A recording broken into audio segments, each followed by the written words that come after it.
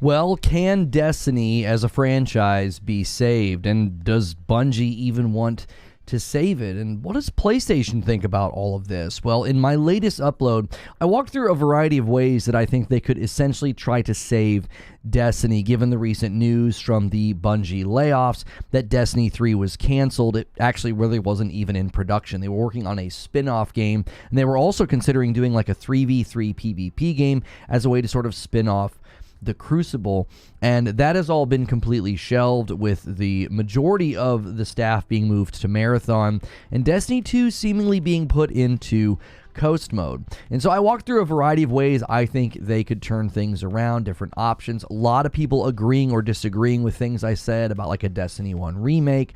I said some things about Destiny 3 and what PlayStation may want, what Bungie may want. So be sure to watch those uploads every day. I put those on the channel in the morning. That's after Morning Coffee. Morning Coffee is a segment that I spend with members, so consider becoming a member to the channel and you do get access to extra content. We start our day there and then we go into the uploads, and then you can sort of get that base level outline for the subject, and then we come here to a live stream to discuss it. So if you're watching this after the fact, that's what you're watching. It might be a little bit longer. The uploads are a little bit shorter. They're usually somewhere between 10 and 15 minutes, and it gives you a very organized sort of flyover over everything that I think.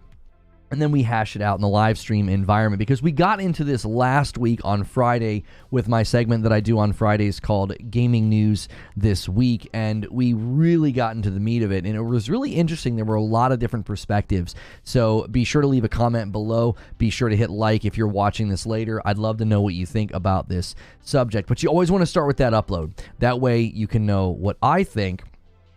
And now it's time to hear what you think. So good morning and good afternoon and good evening. Thank you guys so much for being here and supporting the channel. Michael B upgraded to a member plus during the premiere and bumped us to 95. And then a 5-bomb comes in from Wired Rope to start the day exactly how we should, right at 100. You only need 100 today, rounding out yesterday. So you guys are well on your way to hitting the weekly goal. Thank you so much for doing that. Go through that morning ritual, take a quick second, smash that like button, and then let me know what you think. You do need to be subscribed to the channel to talk in the chat, but subscribing is totally free. And Justin says a D1 remake makes no sense. I think the problem with the way that many people are looking at a Destiny 1 remake is they're essentially assuming that everybody would look at it from the perspective of like a lifer Destiny player.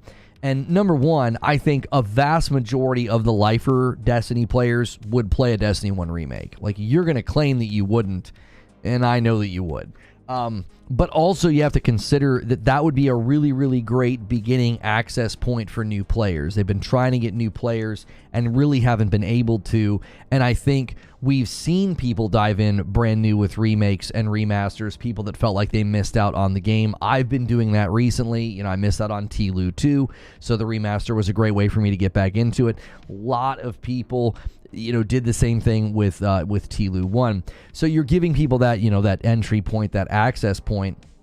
And I also think they could make some decent changes. You could keep the story essentially the same, but you could actually shrink the timeline of the story so that it doesn't take so long to happen. Like, you wouldn't need to take almost 2 to 3 entire years to get all the way to like Rise of Iron. You could shrink that timeline way down because you know where you're going. So the story beats of Dark Below and House of Wolves could be essentially included in the base game like many people thought that they originally had planned. It could be a truly next-gen level game. I also think it could allow them to get into a new engine, which I greatly think the staff at Bungie need. I know there's a lot of institutional knowledge, experience, and history with the Tiger engine, but I really do think that their creativity and their talent is very much constrained by how limited the engine is, how long it takes them to add content or to make changes or to get work done.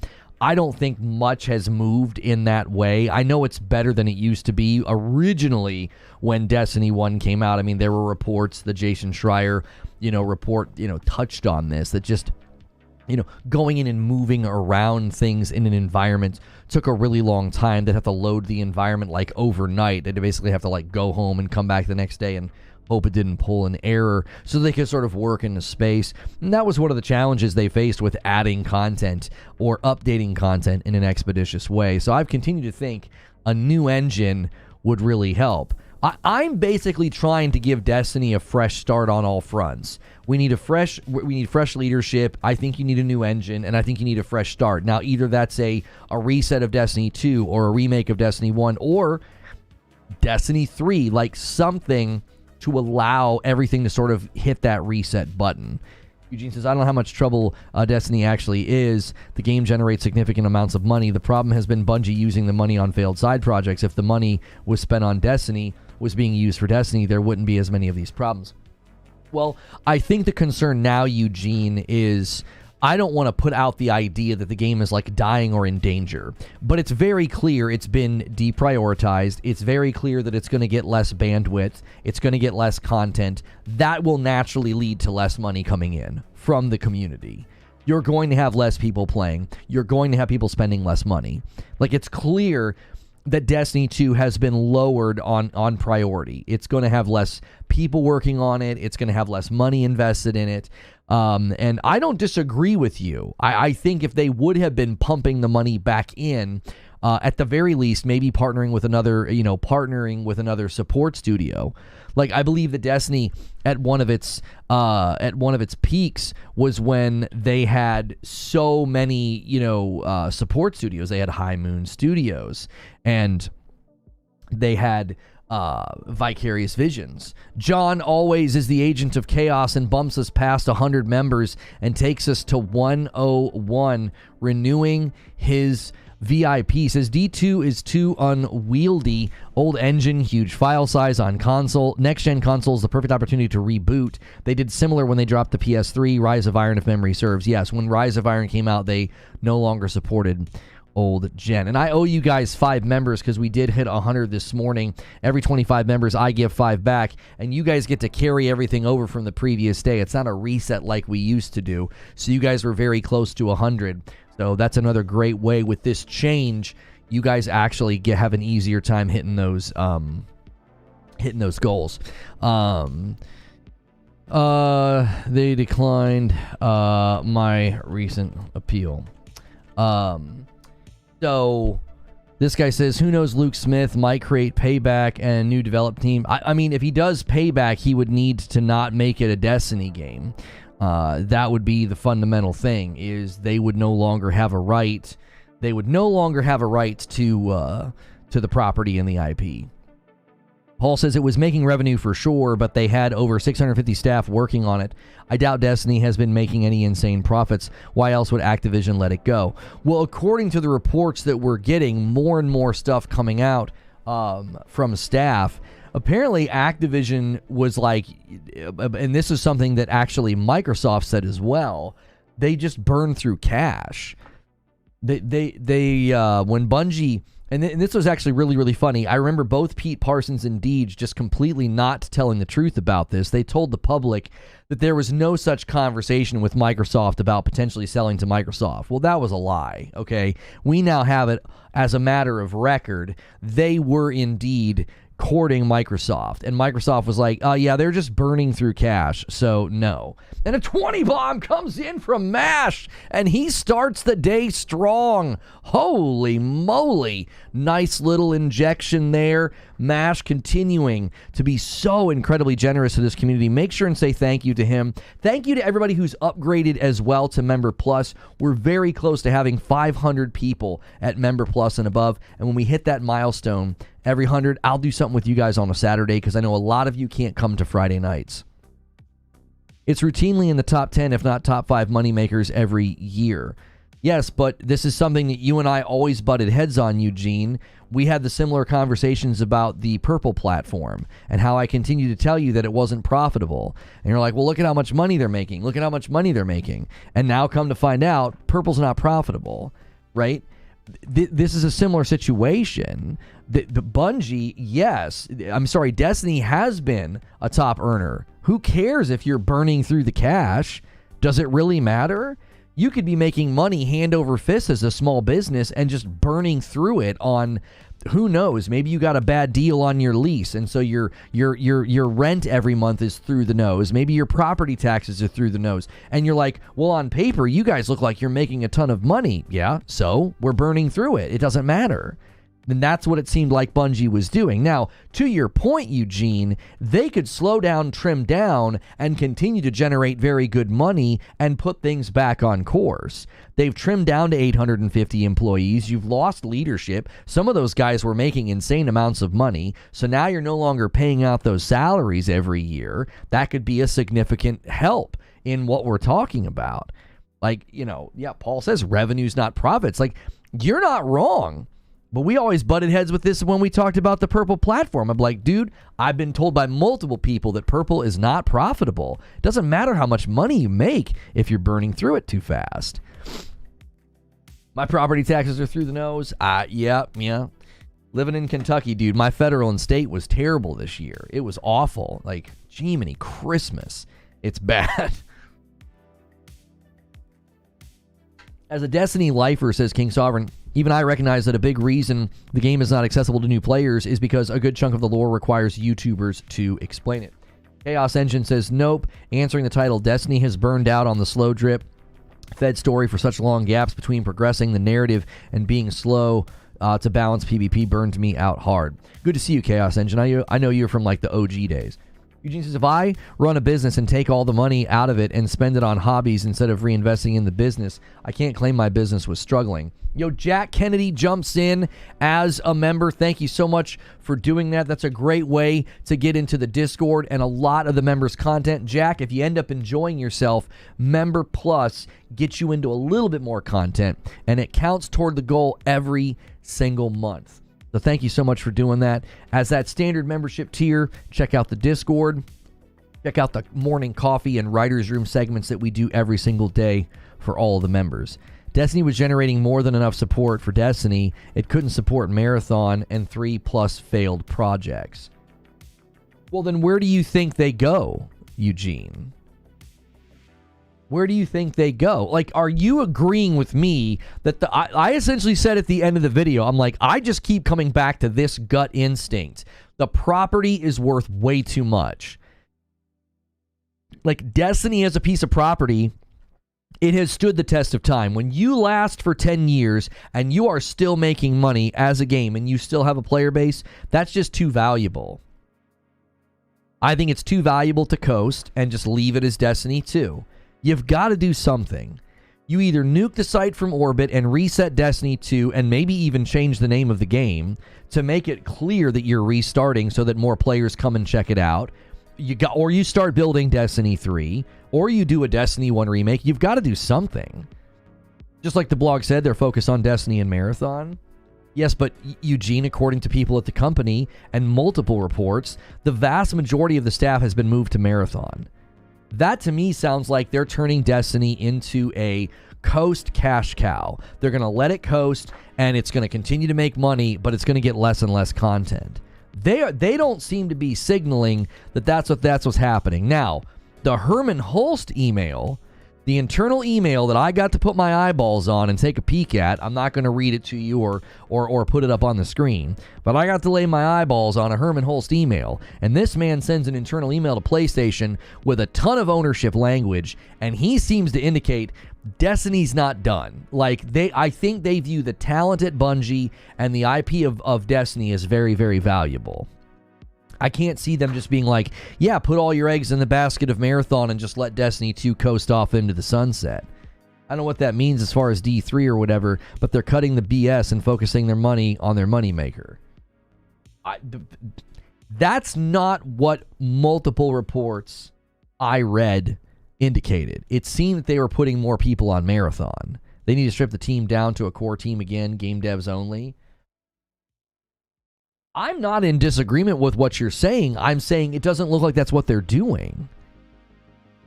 It does not look like that's what they're doing. I agree with what Eugene is saying. Strip it down, lower your production costs, and focus on Destiny.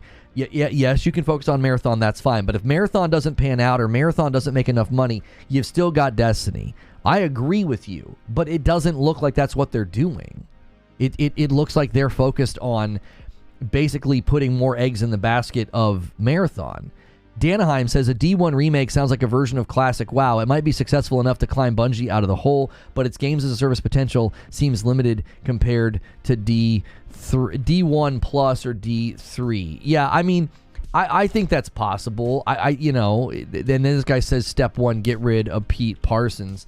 I think you need a complete reset of leadership, and I think Parsons is one that also needs to go.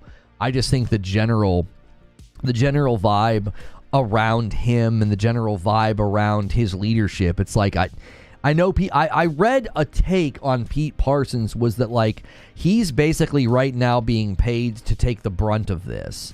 He's being paid to be like the punching dummy because everyone was like, this is your fault, the layoffs are your fault, and having him walk out the door really wouldn't achieve anything. Never not going to be a follower. I appreciate that, Chaos Engine. I wonder if we're in the middle of a Marathon reboot similar to what happened to with Destiny 1. I mean, listen, with Marathon, I'm nervous about that title in general. You get rid of Chris Barrett. Nobody knows why. He doesn't announce he's leaving. They don't announce that he's leaving, which that, for all intents and purposes, means he did not leave on good terms. Either he was angry and left on bad terms, or they got rid of him on bad terms. No matter how you shake it, it does not seem like Barrett left on good terms. Whether it was of his own choice and he was like, I'm sick of this company, he has good reason to be angry at Bungie after what they did. That's a whole nother story. But they also could be like, no, get out of here. We don't want you anymore. It could go either way. They put this guy from Riot in charge of Marathon. He switches it into a hero-based shooter that will remain an extraction shooter, which means they likely, as what's being said by Nova, they could be essentially going through a reset. Why is Parsons still there? Be zooted. I'm not familiar with this, but I read a theory. Somebody threw this out. I can't even remember where I read it. It might have been on Twitter or a YouTube comment that basically like Parsons is right now being paid to take the brunt of the blame of like, this is on you. Like that's a form of like corporate accountability to be like, well, no, keep him on for the basically the storm of the layoffs, and then they'll have him leave later. I don't know why you wouldn't have him write that email and can him a week later and be like, yeah, you were the one that drove this company into the red. You stretched the talent too thin. It hurt the content. Hurting the content hurt the revenue. Hurting the revenue hurt your funding. Hurting your funding hurt all these incubation projects that you spun up. You're bad at your job. Get out of here. Like, that's how I would look at it. If I was on the board or I was in charge, I would read that blog and be like, if this is an actual representation of what you did with this company, then it's time to get you out of here. Take this as a massive Erdtree grain of salt, but I thought I read in a tweet that Barrett was not easy to work with. I mean, one of the former CMs said that he was not a nice person. I mean, I know that. I know that that's true in my own experiences, but a lot of the people at that company were not nice people, and they were all drinking the same Kool-Aid and all drunk on the same hubris and self-righteousness. So it's like that person saying that doesn't mean much to me. It's like you weren't saying that a couple of years ago when you were at the company defending them, you know, when they got exposed for a toxic work culture. You're only saying it now because you're not at the company. So I agree. I take any of these CMs or former employees yelling and screaming on Twitter, I take it with a grain of salt, because it's like you all just seem bitter that you're not at the company more, so now you're trying to throw tantrums on Twitter to like get your hits in, and it's like I don't know, why were none of you saying this before? You know, defended the company ardently, and now all of a sudden they're the devil. That's convenient. I would say Pete has a contract of sorts, and if he gets fired before X amount of months, he gets a massive payday. That's also possible. A lot of the times those guys are very protective. For the health of the dev team, they should probably move on anyway, says King Sovereign. Destiny has had several toxic development cycles, and burnout must be real. Well, if I think if you switch to a new engine, you refocus your teams, I think you could really, I think a restart is the key. think about how much they're dealing with right now that's because of the engine and the game's bloat and just all the different systems and abilities and loot tables they have to deal with. I can't fathom trying to work in that environment. They would need to keep the original people who worked on the previous Destiny game, let go the new people who work with Pete, and letting go Pete to bring back previous devs and keep them. I don't think you need to, like, bring back the glory days of old developers, you know. Remember when this CM was in your Twitch chat donating money and loving you a week before the stuff hit the fan? He then shifted to, I never trusted him since I met him, or after. Yeah, they all changed their tune, Neo. I was their friend. Hey, you're my man, supporting you, you know, giving you money. They all were following me on Twitter. Yeah, it's all phony and fake, dude. Everybody ducked and covered and went with the narrative. They didn't believe it. You could tell they didn't believe it. They only did what was convenient for their own protection, which is understandable. When a monsoon breaks, everyone loses their minds and thinks purely about survival. So I understand why people did what they did. It would be great if people would make amends and make things right now. What are you scared of now? Like, what's going to happen now if you come out and tell the truth? Like, Bungie's no threat to you. They're no threat to anybody. They're on Twitter, and what they would try to do right now, they're so impotent. They wouldn't be able to do anything to a single content creator that came out and told the truth about stuff that's gone on. The next Destiny needs to be more open world MMO to give players freedom to explore. I'll actually say this. Jack Kennedy. I don't think the solution for Destiny has ever been, nor will it ever be, to be more open world. I would say it needed to be more seamless. Something about Destiny that I think people forget is the bombast and the action. It works because you're in a somewhat constrained set piece. I want you to imagine some of the big, large, huge open areas of a game like, you know, Elden Ring or Horizon Forbidden West, these big, huge open areas. And then I want you to imagine what that does to your power as a guardian.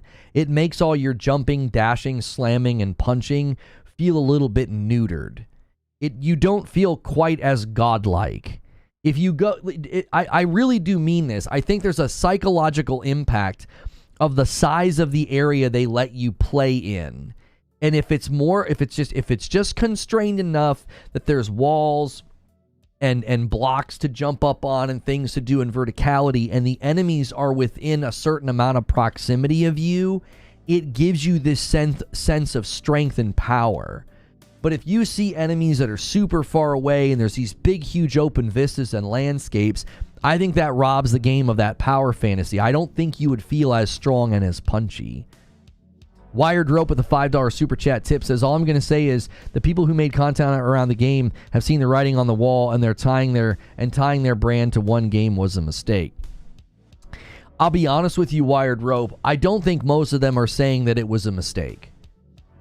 If you rewind the clock and nothing happens to me and I'm still on purple and I'm still streaming Destiny, I would never think that I had made a mistake, because I would have known what to do with that success and that amount of money. I would have, my house would be paid off. My children's futures would be set.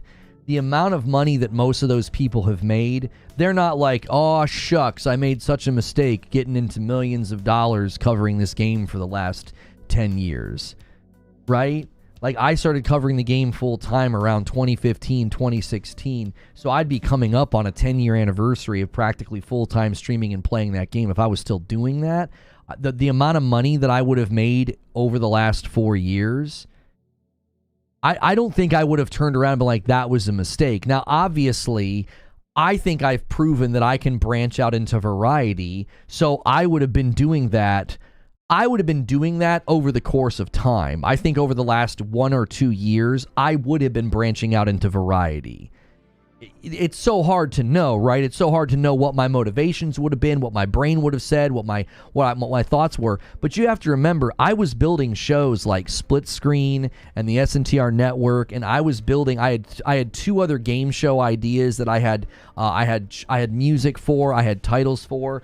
I was already starting to branch out into very, very, sort of like high production content that was going to be built around being a variety entertainer. I also had an agent, and I was also getting, hosting opportunities. So like I was going to do the same thing. I was going to start to do that branch out thing. But in the meantime, these people have made a ridiculous amount of money. I don't think any of them are going to turn around and be like, oh, shucks, what a mistake that was.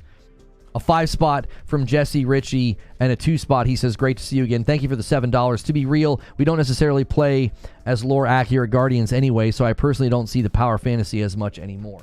Well, when I was saying power fantasy, I was more talking experientially. The idea that you just feel strong.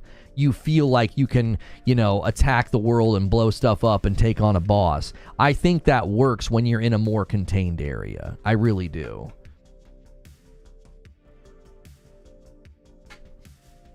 I don't know, those people never did seem to be able to see further than their own nose. Maybe. I mean, I wish, listen, I don't wish any ill will to anybody. I hope people figure out what they're supposed to do, and, I don't hope anybody is in duress or fear or financial worry. That's not a fun place to be. I mean, even people that were unkind to me and tried to light my life on fire, it's like, I don't hold ill will or vengeance for those people. I don't even know them anymore. They don't even know me anymore. They're distant strangers. So to me, I think most people will either say, well, I'll coast with the game and then I'll walk away and do something else, or they'll be like, I'll coast with the game and then I'll just play whatever I want to play. Like if they've made enough money and they're financially stable, like there's a variety of things a lot of those people could do.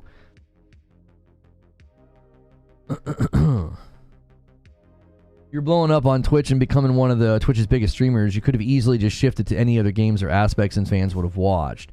Yeah, I think some of my game show ideas would have worked really well. Split Screen was versatile. Split Screen would have let me shoutcast anything, any game, whether it was Valorant or Fortnite. I had a company reach out, and if you guys remember, I used Split Screen to shoutcast a Fortnite charity tournament. So I was already getting offers to utilize the Split Screen shoutcasting desk for content like that. So you're in a better spot now this way anyway. If you're able to play the next Destiny, people will flock to you. Other streamers, if they branch out, will lose their audience. I mean, it just depends. It depends on how you do it. I think you can do both. I think you got to do it in a smart way. It's been years since I've seen you talk about D2. I love the honest talk, even though I don't always agree with you. I appreciate that. As a new player, jumping into each expansion for one mission was overwhelming. I don't understand how it ever made it into the game. What's good, old soul? I mean, and I don't even know if I would argue that I'm in a better spot. I would say that the foundation has been laid for me to have more freedom. Right?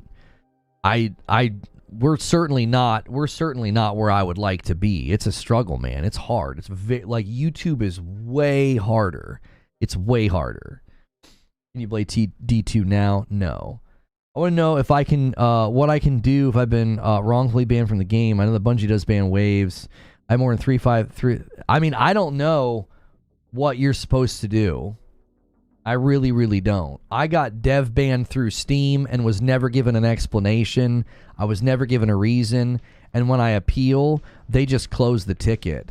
And recently when I appealed, they didn't do that. They literally said, they're like, due to the nature of your ban, it's not appealable. And I'm like, what the frick? Like, well, more than likely that was somebody that just looked at the ticket and they're like, oh, this is a dev ban. This is above my pay grade. Like, yeah, you can't appeal this. So it's like, I don't even know. I probably never will know.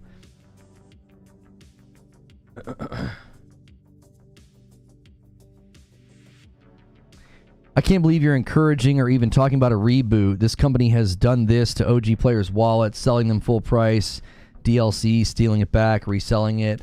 And the way Forsaken Armor, weapon packs, dungeon keys. I mean, I'm not tied into all those realities. I think a lot of that gets a little bit overstated. Everybody was willingly continuing to play and pay money, and they didn't have to. I'm advocating for what makes business sense. You know, I see the IP as the IP is too valuable. The IP is too valuable to just be like, yep, that's it. You know, I don't see that happening. I don't see PlayStation being okay with that. I don't see PlayStation being okay with that. I don't know if Bungie's okay with that. I mean, I'll be honest with you, Bungie is signaling that they would like to move on. That's my read of it. I could be wrong. Eugene was just saying in here earlier, like, he doesn't agree. He's like, they're focusing on Marathon and Destiny. Yeah, they were spinning off other projects. They've moved the bulk of their people to Marathon. This is according to what people at the staff have said and what the reports are saying. That, to me, signals they're ready to pull another Halo. They're just kind of done. They're like, we don't want to do this anymore. Right? And if that's the case, I'm not saying it's the case. I'm saying that's my read. That's my read of it. If that's the case, I don't think PlayStation can force them to make more Destiny. That's a terrible idea. Now, the hope would be that they want to do more, or that they want to do a reset, or that they want to do a sequel, or something. Because if they don't want to do any more Destiny, then the future of the company is in doubt. Because I don't think you're going to make enough money from Marathon to support an 850 employee studio. You're going to need to really, really heavily rely on Destiny revenue to survive. And if you continue to give Destiny 2 less and less content, you're going to make less and less money. What executive is going to kill off WoW with guns? That's why in my video, you know what I'm saying? That's why in my video I was like, I think you could hit the reset button in a variety of ways. I saw a video lambasting you for yelling at your audience for not donating money, and I just want you to know because it's not true. Yes, I'm well aware that when I was in a members-only stream and a paying member asked me the best way to help and the best way to support, I went on a tangent about how the best way to support is to pick up your own membership, because that allows new people to get gifteds. And it's once again being completely misrepresented. I've never yelled at my audience for not giving me money. That's false. I've never complained about not enough people paying for their own memberships. That's being completely ripped out of context. I was in a members-only stream, and I had a paying member ask me, what's the best way to support? And I just said, listen, I just need more people to pick up their own memberships. When you're on your 10th or 11th month and it's a gifted membership, if you can afford to get out of that pool, you're making room for new people, because there are tons of people who cannot afford their own membership. It's being completely misrepresented. I've never scolded this audience. I've never complained to the audience that I'm not getting enough money. I had somebody directly ask me, a paying member was like, how can we help? And I was like, this is the most helpful thing you can do. $6 a month is like you gifting a membership to somebody else, because you're getting out of the way. You're giving up that seat to somebody else. So that's been a consistent thing that those guys have had to run on me, and I think I don't know what it is. I don't know if they're jealous that I'm more successful or that I make more money than them. I don't know what motivates it. I just think it's pathetic. And a 5-bomb from Wired Rope. Thank you so much, taking us to 127. I appreciate that so much. I get transparent with you guys. We're not a large channel. We're not. You're going to have a hard time finding a channel with less than 50,000 subscribers that full-time streams and does a daily upload and also does multiple member segments every single day. You're not going to find almost any YouTuber doing that. Why? Because it wouldn't be possible. The only reason this is possible is because of how generous you guys are. And I don't even know how many members I gifted last year. When we crunched the numbers, it was incredible. It's like I gifted an insane amount of members to my own channel in a response to the generosity. Ryan Hayer, we're 35 months into VIP. Keep up the great work, man. Always here for the support. Keep up the great content. Thank you so much, Ryan Hayer. We even made a change recently. Ryan Hayer's renewal counts in the total. If you're member plus or you're VIP, like, I make it as easy as possible to hit the goals. I do fun stuff when we hit the goals. I make more members content than some of these people even make public-facing content. If they focused on making more content instead of spreading lies about me, maybe they'd make more money. I don't know. Like, I do more members content than they do public content, so maybe they should think about that.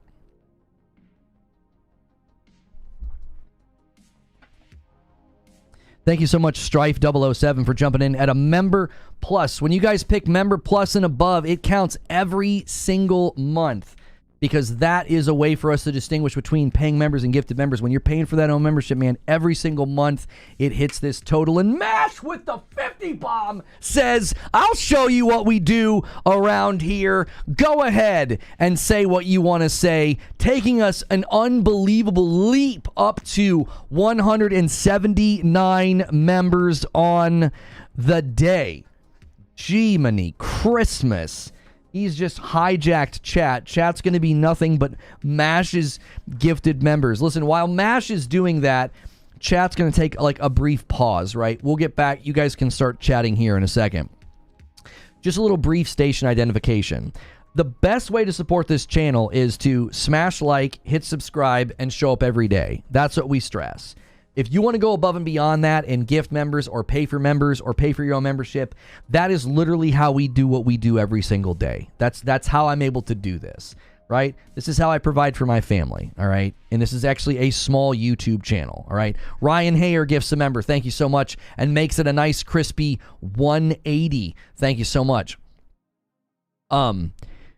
So that's how we do what we do. Now, as I've said very, very many times, the absolute best way that you can ensure that we keep doing this is pick up your own membership. Jump up, grab Member Plus for $6, and you're making room for more people. That's basically like gifting a member. Belfagor gifts a member. Thank you so much. If you're watching these guys drop these member bombs and these members every single day and you're like, I can't do that, $6 a month, you are gifting a membership to somebody else.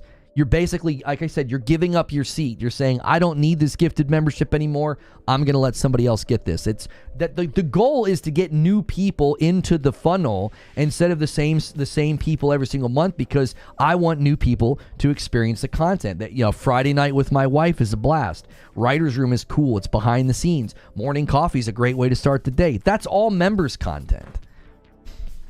Sorcerer with a $10 super chat tip says, what if instead of remaking D1 and D2, they make a prequel? Make the game where the lore started. Traveler coming to Earth for the first time, first golden age, go until the character woke up in D1. I mean, okay, I love that idea, Sorcerer. I do. But I think there's a general problem with that, okay? And 24 months from old Bale, and he takes us up to 182. Thank you so much. I don't dislike that idea, but I think there's a significant problem with it. Number one, it's contingent upon people caring about that. You almost, like, if you're not really into Destiny, would a Destiny prequel interest you? All right. Secondly, what do you do after that? Right?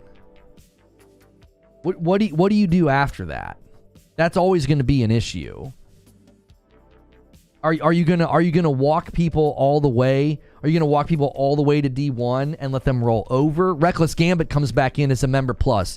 Thank you to everybody who's been upgrading to Member Plus. We're close to having 500 people at Member Plus and above. Listen, I know a lot of you guys can't make it to Friday night, so if we get Member Plus and above up to 500, I'll do a Saturday stream with you guys. Whatever you want to do, whether it's an IRL stream with my wife or like another community game thing. I know a lot of you can't make it to Friday nights.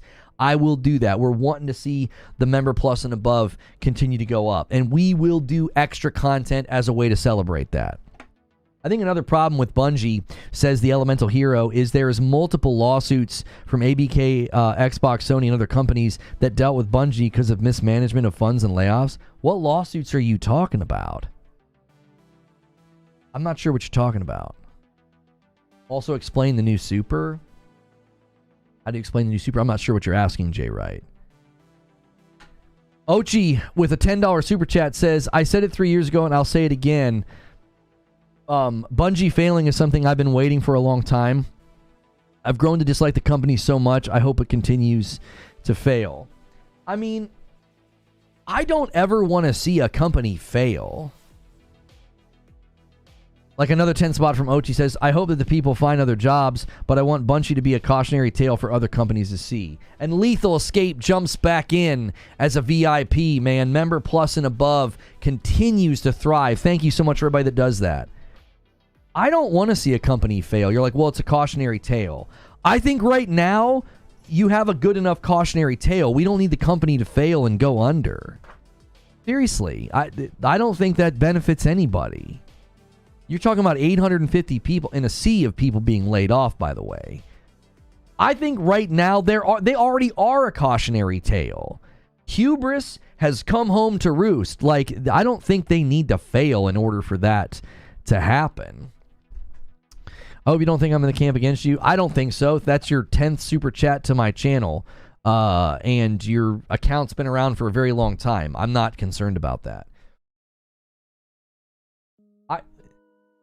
I can say, as somebody that was on the other end of a concerted and planned campaign from that company, I've had this confirmed from a former employee that they were running a narrative against me at the company.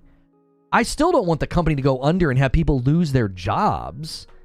They already lost their jobs? Not everybody. What do you mean? There's 850 people still there. More people kept their jobs than lost their jobs. That's not a consolation to the people that have been laid off, but like, there's a lot of people still working there. I don't think it benefits anybody for the company to shut down or to die. Now, it might make people feel good who felt they've been wronged by the company or have you know, been ripped off by the company or whatever the case may be. But I don't think them going under solves anything. I don't think people are like, yeah, well, that's what happens. And then what, other companies? I mean, how many greedy companies, how many toxic companies have suffered losses? And has that changed anything? Chronic Spin Dash, welcome back as a member. Why are layoffs in the gaming space such an outrage? People get laid off all the time. I agree, it sucks, but what makes the gaming space so special for such outrage? Well, I'll tell you, there's a giant difference between the way that people connect with a gaming company and the way they connect with like a car company. Yeah, I mean, I think people connect. They follow them on Twitter. They interact with their CMs. They interact on the forums. They have a more personal connection. When Ford Motor Company's like, yeah, we laid off 100 people, you're like, well, that's a bummer and that's sad, but I don't think you connect to it as personal. You know, I don't think they connect to it as personally. Khaled left a comment on the video. He says, nice thoughts, Lono. I don't know about the remake possibility, though. A lot of what made D1 great has been integrated into D2, like weapons, armor raids, and destinations. So there wouldn't be a point in remaking. I hear you, but a clean start is needed in some way. All you gotta do is see that the point of that video is, buddy, you gotta have a clean start at some level. There's got to be some level of a clean start. Like what you're currently doing, I don't think it will work. I don't think, you know, adding meager contents to Destiny 2 is going to, it'll make you money for sure. But I think that you run out of road real quick. I don't think Destiny 2 has more than about, I would say 3 years. In about 3 years, I think the rubber would meet the road and they wouldn't be making enough money to justify continuing investing in it. If all they do is just keep adding non-substantive content to it, right? Whatever they're calling their new efforts. Like I don't think that's going to make them a ton of money in the long term. I think there's got to be some semblance of a reset hit at some point in time. If you don't do that, I think you're just going to continue to face the same challenges that you've been facing. You're going to continue to feel like, yeah, well, we're just losing players. So can we justify continuing to add content? Can we continue to justify to, you know, assign bandwidth to Destiny? A 5 spot from Vote Naturalized. He says, Destiny 3 If that happens, my guess it'll be around when the PS6 launches in 2028, early 2029. I'll be around 40. My days of video games will be gone. What do you mean your days of video games will be gone? I'm going to be 43 this year.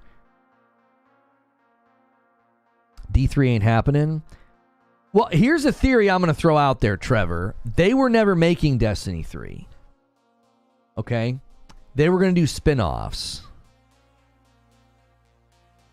They were going to do spin-offs for PvP. They were going to do spin-offs of some action game, some third-person action game or whatever. Well, that to me was not the right choice. And if Bungie agrees and PlayStation agrees, I could see them concluding that, no, you guys need to continue the franchise, not do these little spin-offs.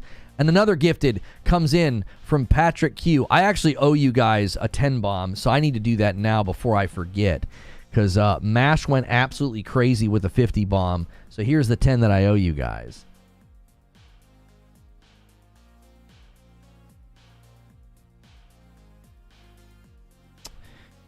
You look great. Well, I appreciate that.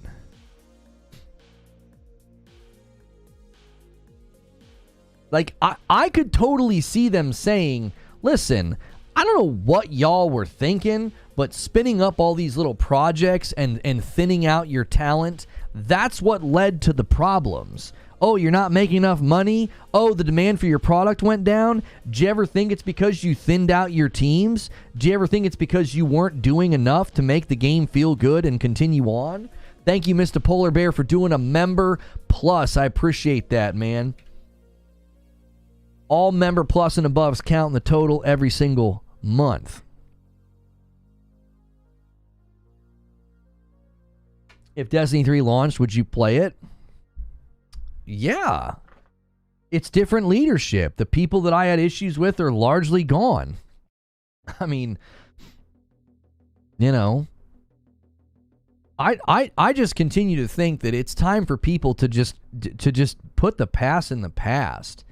Like, a couple of tweets would go a really long way from people being like, yeah, that was not whatever they feel they need to do or say, I guess, is their own choice and their own convictions. But I feel like a handful of people could really do a lot of good by just admitting that things were misrepresented and things were overreacted to. Destiny's become a chore. It used to be challenging. It used to be challenging, but now it's watered down for the new players. Are dungeons and raids watered down for new players? Ochi with the $10 super chat tip says, if they recover in 5 years, people will learn the wrong lesson. They have burned through money and goodwill for far too long. They're financially irresponsible and have done a crap job in PR. Okay, let me push back on what you're saying, Ochi. I kind of said this to somebody the other day about Xbox and how I believe that the market is holding them accountable, right? The market is holding them accountable. They're losing money. Well, they're losing money on hardware. Hardware sales are down, right? That was something I said. I think what's happening with Destiny and Bungie and the layoffs and the canceling of projects, that quite literally is what's supposed to happen. You were financially irresponsible, you burned through cash, you burned through goodwill, you spread your talent too thin, and it hurt you. If you course correct, right? If you course correct and you make a better product and you turn things around, why is that a problem? That quite literally teaches people exactly what should happen. Yeah, I've heard the latest raid is like one of the hardest raids they've ever made. Didn't it like surpass Vault of Glass for completion time? Sadiqua says, no, they're not. New players are not prioritizing raids, dungeons, give me a break. Yeah, new players actually have a really, really hard time getting acclimated to the game. If there's one thing you could accuse Destiny 2 of, I don't think it's watering down the game for new players. If anything, they don't do enough for new players, and that's been part of their problem. New player onboarding is bad. I saw a video in my feed where a guy's like, I stopped playing after 2 hours. Obviously, that's the YouTube, he's playing the YouTube game. That makes for a great thumbnail. And like, oh, wow, you quit that fast? A lot of people have said it's an incredibly hard game to get into. My wife can play. My wife can play. I've had half a mind. I've had half a mind to do a whole series, with her playing off cam, on the mic, breaking down all the problems and systems in the game. I have a channel that used to cover that game exclusively, and that's what we would just turn it into. Madam plays Destiny. She's allowed to play. But there have been plenty of people that have experienced that. They've tried to get into the game, and it's a dadgum nightmare. It's just too much stuff. It's been hard for me to get into Deep Rock Galactic. My son and I are enjoying it, but it's hard, man. It's like they've done all these updates and all these changes. I don't know what's what and where's this and where's that and what are all these splash pages about? What are all these seasons about? I don't know.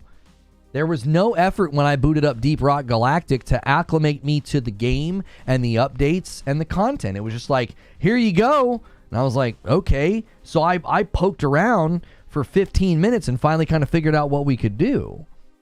Brandon with a $10 super chat. As a 10-year veteran, I have no doubt Destiny 3 could save the game, but that's at least maybe 8 years from now, and that's assuming if they have the best people that can do it, if they think that's possible. Oh, and do you think that's possible? I think what Destiny would need is new leadership, which seems to be in place or in the beginnings of happening, and then I think you need a new engine. I think the Bungie team has shown they're incredibly talented. They're very, very good with visionary, ideas and creative ideas. And I think that if you set them free in an engine that was more agile, I think they could have a really, really great and bright future. You just have to capture the Destiny feel in a new engine. That would be the biggest challenge. What exactly is Deep Rock Galactic?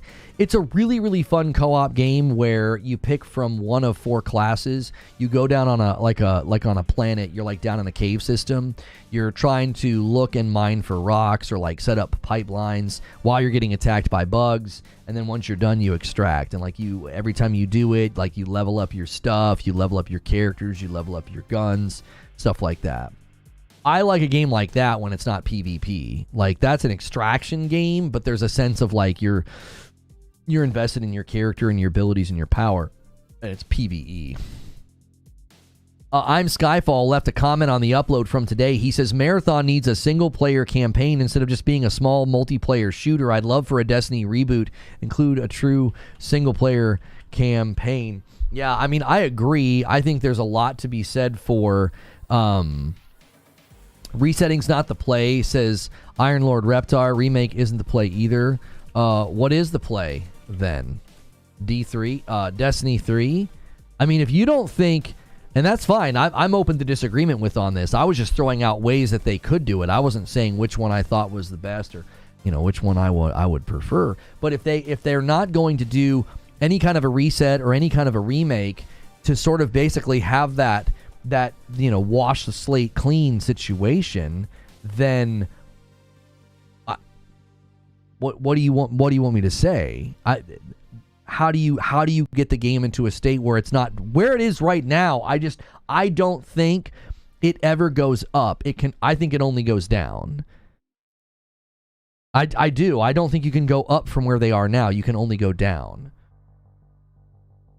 Because they've created a scenario where it's hard to justify an increase in spending and bandwidth for the game.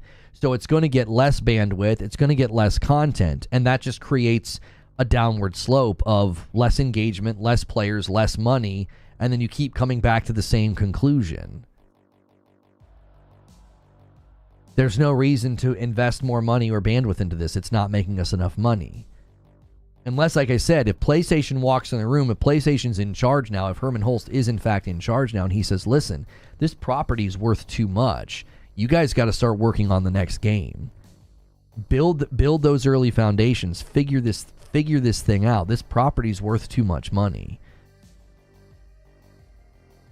Helldivers with dwarfs, same humor, classes, bugs. Yeah. Deep Rock is a really great game. It really is.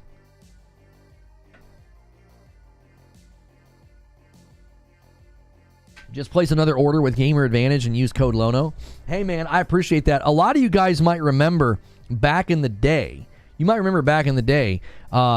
Advantage, they scooped me back up again. And at the time, the CEO, he's no longer there. He voluntarily retired. But we had a really, really great phone call conversation. I have a lot of different frames from them, and their blue light blocking glasses, they have all different kinds of frames and ones that you can try out. One of my favorite things about them is their nice, super thin, super flexible materials, and then the magnets for the sunglasses. Very, very convenient for somebody who wears prescription to not have to carry like a separate thing of glasses. Anytime they're having a sale, they were having a sale recently and they emailed us about it, you can stack code LONO on top. If you are a gamer and you wear glasses, these are light, they're comfortable, they're great with headphones. And again, they help with that eye strain with blue light, and they help with those things. So thank you. I just got an email about that. So thank you for using that code over there, guys. Really, you should throw your support behind them because they're the only company to basically rebuild a bridge. They're the only company and basically the only person to say, hey, yeah, it's time to rebuild this bridge. So maybe other people will. Who knows? Frontiers are just more vaulted content they will sell back to you, says Trevor. But I thought it was all free. Educate me on this. I don't play the game, so I wasn't looking at the content. I just know that it's clear that you're getting less. I've been staying 30,000 feet. I didn't think it would be helpful for me to like go down into the deeps of like the pits of like, well, here's what you're getting and here's when you're going to get it. It's like, no, it's clear they're going to be giving you less substantive content. But I thought it was free. Are you paying for the Frontier stuff?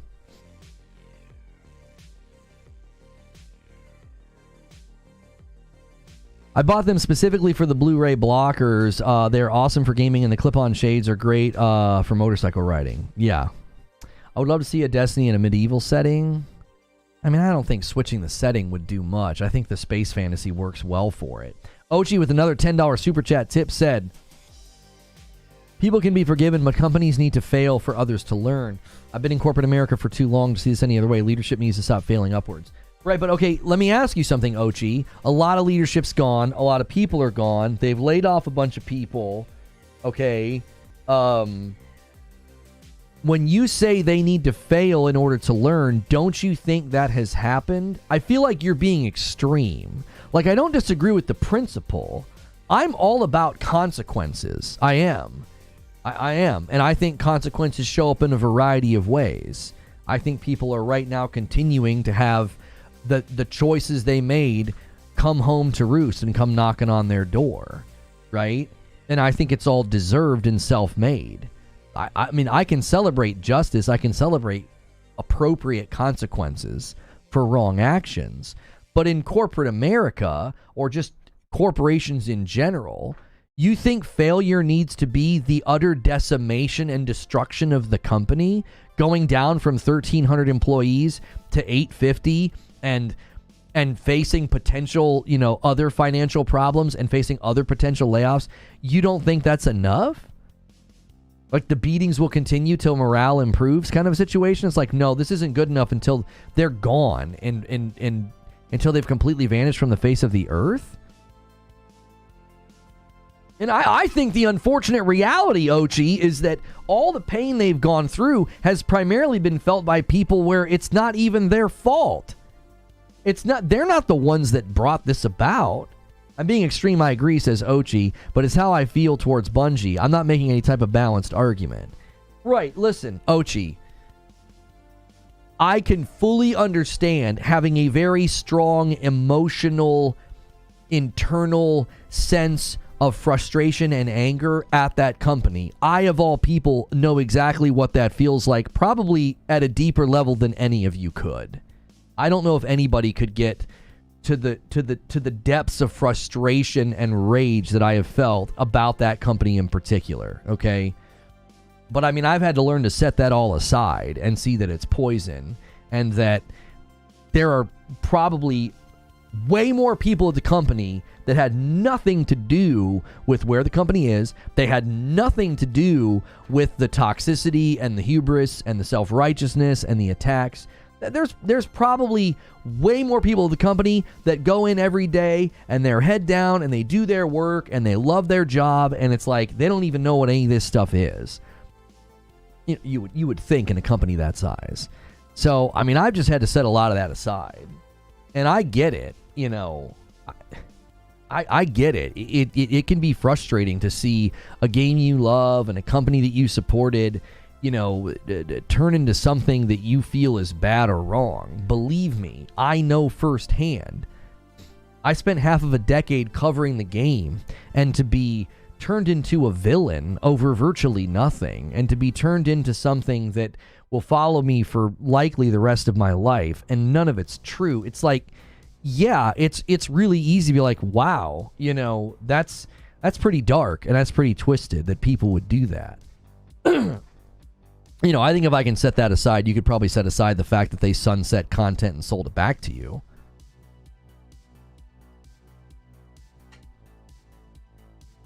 I already said I hope they find other jobs. However, Bungie as a company needs to go away. Wait, but what if PlayStation comes in and sort of takes over, restructures, and gets things in a better direction? Isn't that equal to them finding another job? Right? Doesn't functionally that give you what you want? Functionally, it's like that gives you what you want. They are finding a new job. They're basically working at a company it's got the same name, but if the leadership gets shaken up and PlayStation gets to be more in charge, or at least overseeing some of the restructuring, PlayStation likes to be hands off. So I would imagine that Herman Hulst isn't going to want to run the company. He's going to want to set up new leadership and then walk away and let them do their jobs. They didn't sell any of the sunset content back. It was all added back in with free updates. Yeah, I mean, I was just parroting what people were saying this morning, Eugene. I mean, I'm not familiar enough with what they did to speak in one direction on it, in one direction or the other on it. I know people were angry about content being sunset and then sold back to them. Whether or not that was an accurate perception of what was going on or a more reactionary perception of what was going on, it was certainly what people felt and thought.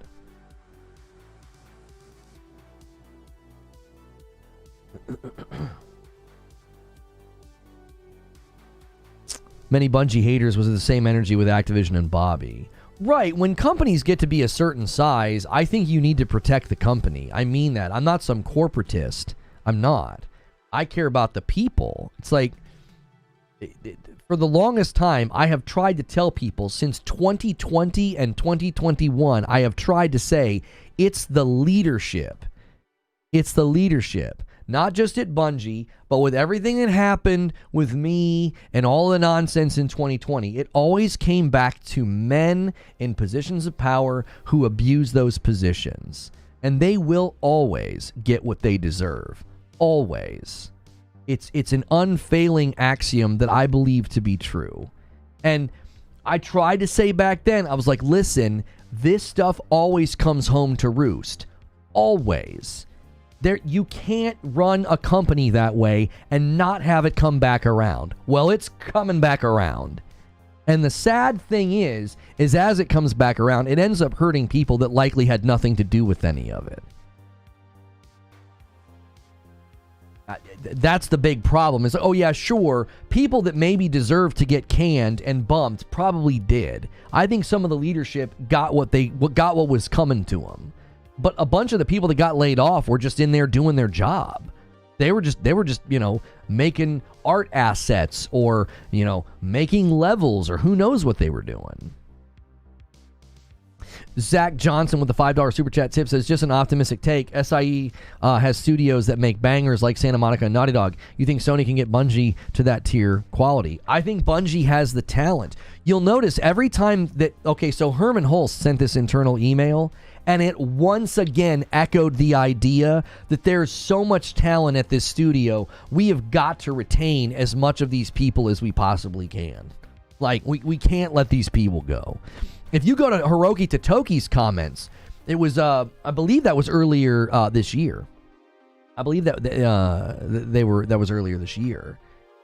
that they were essentially saying that like PlayStation needs more accountability, but Hiroki Totoki made sure to say that the talent at the studio is very good, and they have a vested interest, I think, in keeping it. Trevor says you're definitely new here. yeah, Eugene's new here. Says the guy with the 4-month-old YouTube account. You're just in here trying to pick fights on an alt account. To go after Pete for his cars is stupid. I thought that was a red herring. I thought that Pete and his car purchases was a red herring. People are focusing on the wrong thing there. He's very wealthy, and that's what wealthy people do. Do you want to see what he spends on food? It'll probably really upset you too.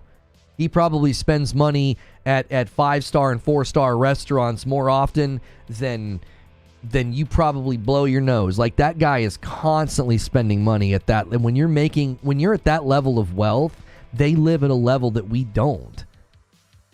Just the money and the type of food that he consumes and the type of house that he lives in, it's bad optics. How is it bad optics? The timing is what made it bad optics, that they got that merger and then he's out there spending all that money while also mismanaging the company. But it was a red herring. Yeah, his problem's not buying cars, it's messing up Bungie. Right, you should be focused on the fact that the man wrote a blog and said, I put the company into the red. Oh, you bought a bunch of cars. Rich, yeah, let's eat the rich. Like, that's going to help. That has nothing to do with Bungie. The money he makes, look, he could have put every single red cent he owns in the bank and make his money make money, right? He could have put it in an IRA. He could have put it in stocks and bonds, and he could have invested into crypto. It doesn't matter. That money is going to be coming to him no matter what. It doesn't matter what he does with it. He could spend it on Gundam figurines for all I care. What he did to Bungie, he writes a blog and he's like, I split up the teams, we thinned out the talent, it hurt the content, it hurt the revenue, so therefore it undercut and sabotaged the very plan of spinning up new incubated projects, and we were operating in the red. That's what you should be focusing on. A CEO basically just said, I did a bad job. And you're like, but he bought cars, though. Yeah, and he probably literally sleeps on a bed that costs more than my house. Like, what difference does it make? He gets to live a plushy life while ruining others. He isn't suffering for his failure. Yeah, welcome to that threshold of leadership. That's the unfortunate reality. That they have a vested interest in making the company successful, and if the company's successful, they make more money, and so does everybody underneath of them. And yet, when you get to a certain level, you're largely insulated and protected from that.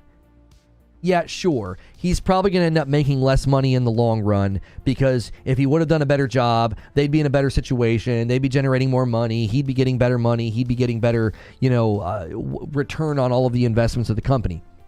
So sure, it does affect him, but once you get to be so wealthy, does it really matter? It's like the world's biggest streamer taking a week off. The money that they lose in that week would make your nose bleed, but do you think they care? Like, he gets to a certain point where it's just like, okay, yeah, I made some bad business decisions and it hurt the company and I'm going to make a little less money now, but at that level, like, it doesn't affect him. I'm not saying that's a good thing or a bad thing. I'm just saying, yeah, that's the reality, dude. Like, Bobby Kotick, as far as we could tell, was an absolute scumbag. And he got to ride off in the sunset with more money than some countries generate in their GDP. Like, just, see ya! Like, that's the unfortunate reality. And the only good thing that you could say about it is that it happened before the watching world, so now he either has to do better and do right by the people that are at the company, course correct, and then protect the company, protect the current employees, and protect the property, or he gets walked.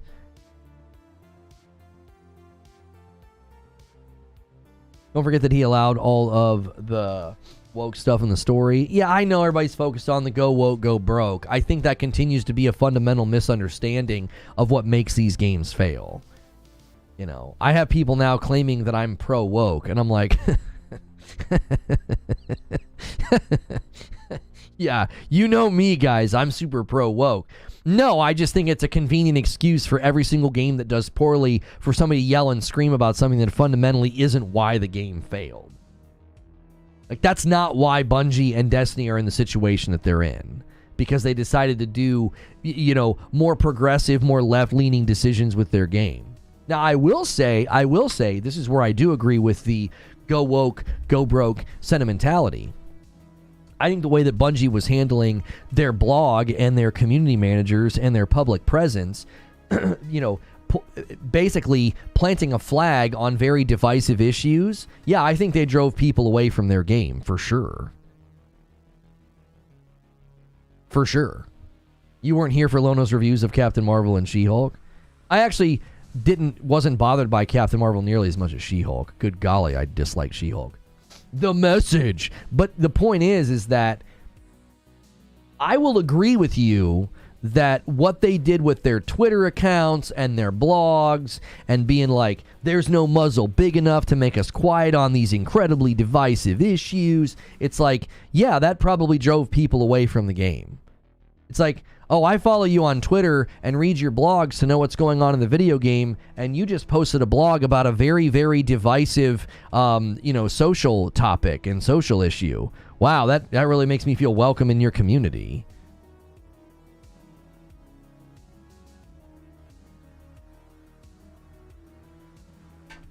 Kel Swiss renews a membership, and it's a VIP, 18 months of fun. This has been the best place to be the whole time. Thanks for all you do. And a gifted member from DK Bager as well takes us up to 188. You guys are crushing it. Well on pace for the week.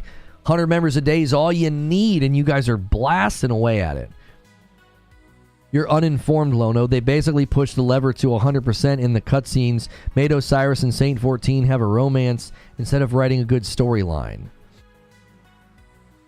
Right, and I'm here to tell you, Anne, that in all of the years I've covered games and all that I know about Destiny and all that I know about what went into the content and what frustrated the community and what led to them making less money, it wasn't two gay dudes. Like, I feel like that's always a reductionist viewpoint. Like, there's 1,000 reasons that Kill the Justice League failed. It wasn't the rainbow flag in the Hall of Justice. Like, there's a lot of things that have gone into Destiny's decline or, shrinking revenue or less demand for the product or, less engaged player base, right? There's a lot of things that have led to it. It wasn't that. Like, there are plenty of people that might have been annoyed by that and that made them walk away. But it's like, that's not the primary reason that has led to Destiny doing poorly. Sure, I could see somebody being like, oh, here we go again, and like they don't want to play Destiny anymore. The lion's share of the people that have either spent less money in Destiny or played less Destiny or, not logged in as often, that's not why. That's not why. Believe me. I covered the game for 5 years. The community around that game was not immediately like, oh my gosh, the character is gay. Like, that's not, no. If there were people that were upset by that, I'm sure they were not the majority of the people that stopped playing. I'm dead serious. I don't think that's the majority. The majority of the people stop playing because of the content, because of the franchise fatigue, because of the sunsetting, because of the taking content away. Like, go read the comment section of any video about this, and those are the things that come up. I almost never see somebody being like, well, this guy and this guy liked each other. A $10 super chat from Ochi. Woke in the game never bothered me. I do not pay attention to online game stories anyways because I think they're all crap. However, you're correct. The PR stuff outside the game was a bit much. Oh, I would place way more emphasis on they went out into the public and were really divisive. They were like, this is what we think, and if you don't agree with us, you can pound sand. And I was like, that's a terrible way to talk to your audience. You want to talk to G4 about what happens when you start talking down to your audience because they don't agree with your politics? It doesn't go very well. It really doesn't. You should know your audience. Either they don't want to hear about it or they don't agree with you. In either scenario, you can't walk out into the public and be like, well, we believe this, and if you don't believe this, you can friggin' pound sand. It's like, you guys have like over 1,000 employees. Do you think every single employee agrees with you on this pretty divisive subject? You think every single employee's like, yep, I agree with everything you just said, and I feel very welcome and loved at this company? Or does it create a drink the Kool-Aid hubris level of like self-righteousness, like, well, we're exactly right on this, and if you don't agree with us, you're terrible? And it's like, all right, a bold strategy. It's a bold strategy. Do you see any other developer doing that? Hey guys, we'll have some patch notes for you in a little while. Here's what we think about this social issue. Huh? Here's a blog about it. What? Here's a way for you to spend money to support it. Wait, what'd you say? Like, I don't see other developers doing that. Can you imagine? Like, you know, the blog post from Blizzard about World of Warcraft suddenly getting super political about something and be like, what in the world is going on? I'd put more stock in that drove people away. They're like, we're not doing that. We're not talking about that. You think it's a coincidence that they did all that and you had a CM saying there's not a muzzle big enough, and then, like, I don't even know, like 11 months later, they unify community engagement under one Twitter account, so people aren't using their personal account to go out there and say all this stuff, and suddenly all those social issues disappeared. They weren't talking about them in blog posts anymore. Some others have. I bet you would be incredibly hard-pressed to find a big AAA company using their blog and Twitter accounts to talk about those issues.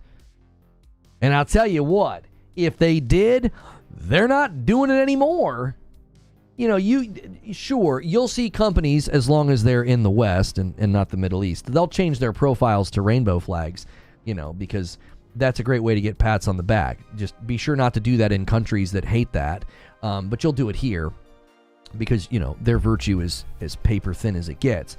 But they'll do that. But I'm telling you, you're not going to see major AAA corporations and businesses and gaming companies, especially if they're publicly traded or if their parent company has anything to say about it. They're not going to be out here blogging about that stuff anymore. Helldivers did it? No, they did not. Helldivers refused to put something in the game for that very reason. They literally told people, no, we're not doing that. Somebody asked them to put something like that in the game, and they're like, no, we're not doing that. We're not present daying our game. Jesse Ritchie with the $2 super chat tip. Oh, you said, some others have. Thank you. Helldivers quite literally took the opposite stance on that. They're like, no, there were people in their Discord asking them to put some type of a thing in the game on like the capes or whatever, and they're like, no.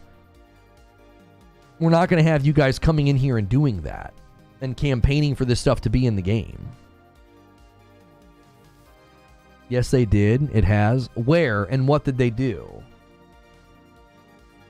Their CM? Yeah, that's not Helldivers.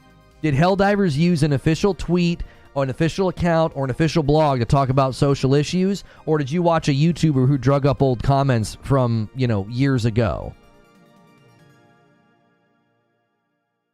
This ain't my first rodeo, brother. It happened anyways? No, it didn't. There was no official blog post. There was no official anything from Helldivers on any social issues or any political issues. You are completely and utterly incorrect. That did not happen. There was a CM who said some things in the past that were problematic, maybe even a little offensive and misguided. They were never stated as a stance or a belief of the company that makes Helldivers 2. That's completely untrue. That never took place. They quite literally shut that down in their Discord. Somebody came to the Discord and was like, can you put this in the game? And they're like, no, we're not putting socially driven things into our game. No. They shut that down super fast. They're not interested in that. If you have people on their personal accounts saying things or saying things they believe, that's not what I'm talking about. Bungie was posting official blog posts on Bungie.net about very divisive issues and expecting just everybody to agree with them. And if they didn't agree with them, then you were demonized pretty strongly. I've never seen another game company do that. Use their official communication channels to talk about things like that. Never.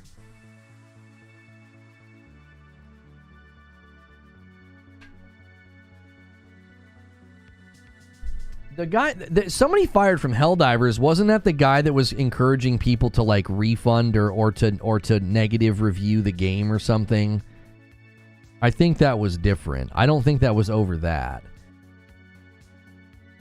Listen, I know y'all follow some of these guys on Twitter that are like doing the whole woke witch hunt thing, which is kind of funny that they claim to be anti-cancel culture and yet they eat, breathe, sleep, and drink it in and try to hurt anybody who's ever said anything they don't agree with, which is just wild, right? You either die a hero or live long enough to become the very villain that you claim to be fighting. They're like literally doing the thing they claim to be against. I know you follow a lot of these people, and that's what they did. They went on some woke witch hunt, and they found old tweets from a CM that did not come from official communication channels at Arrowhead. They didn't come from official communication channels at Helldivers 2. It was nothing more than a witch hunt of, well, this person said this thing, then we don't like what they said, we don't agree with them, and so they were targeted, and they went private on Twitter, and they never ever once went out and said, here's what I believe, and this represents the company, and this represents the game. I'm well tuned in and know that kind of stuff goes on. I do. And it's hilarious that, like, people who claim to be anti-cancel culture sure love to use the advanced Twitter search and find tweets from years ago from people to be like, here's another wokey, get 'em. It's like, what?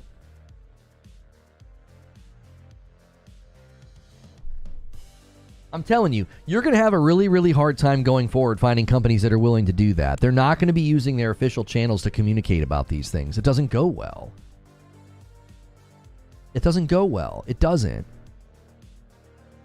And somebody using their personal account to say something years ago, and now they're the CM at a company, or now their game is super popular, and you want to go back and dig up those tweets and be like, yep, how dare this person say these things? It's like, you're allowed to publicly disagree with what people say, but targeting them and then making it seem like, yep, we got another woke company on our hands because this person said this thing 2 or 3 years ago. I mean, newsflash, there are people that believe all kinds of different things, and they might use their personal account to say those things. That doesn't mean that the company is going to have that as some kind of an agenda. You can't even smell a whiff of any of that in Helldivers 2. Helldivers 2 is anything but. It's a game built on, honestly, on cliches, stereotypes, and tropes. It's not built on anything that feels present day or virtue signal or any of that.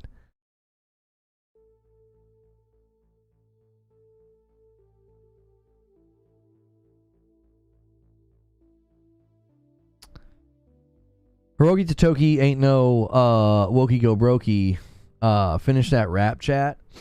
Oh, yeah, I don't think he would. Yeah, they're not interested in that either. Their CMs had a dedicated Discord used to target individual players for banning based on what CMs deemed as hate speech. That you're telling me that actually happened. They were banning people for doing what exactly? Were they doing things in the game? What were they doing, and how did it take place?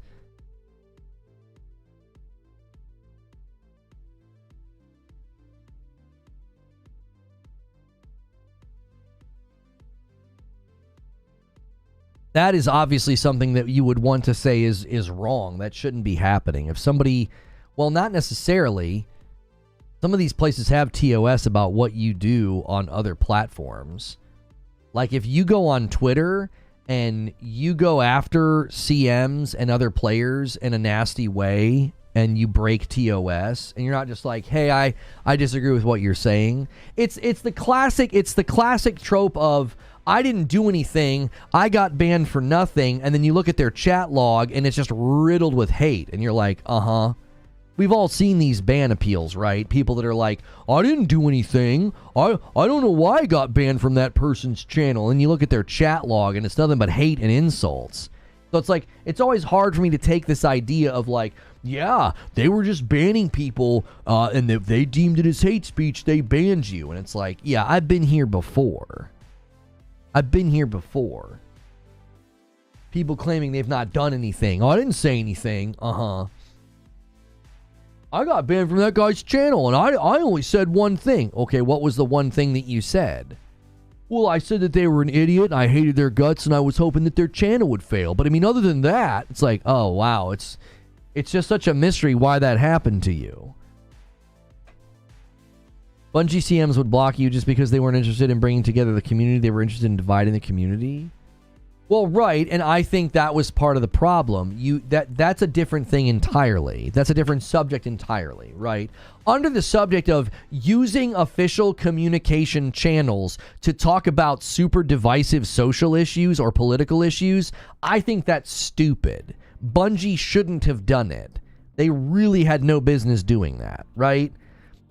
Having people on their individual accounts engaging with the community as a CM, I think is also stupid and foolhardy, because it's very easy for that person to feel like they're being attacked.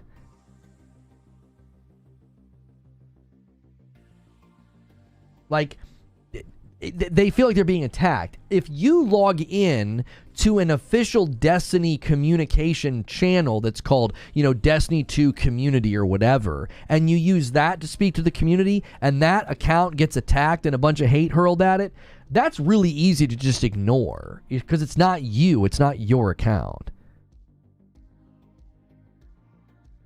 Do you understand? Like, I think that was part of the problem with how they had it set up. I can't imagine suddenly being thrust into the micro fame that some of these CMs were thrust into, where they suddenly have hundreds of thousands of followers, and if there's a bad update in Destiny, every idiot in the internet is like, fix your servers, you're a loser, I hate you. And it's like, oh my gosh, I'm obviously keeping it very, very clean. That they say way worse than that.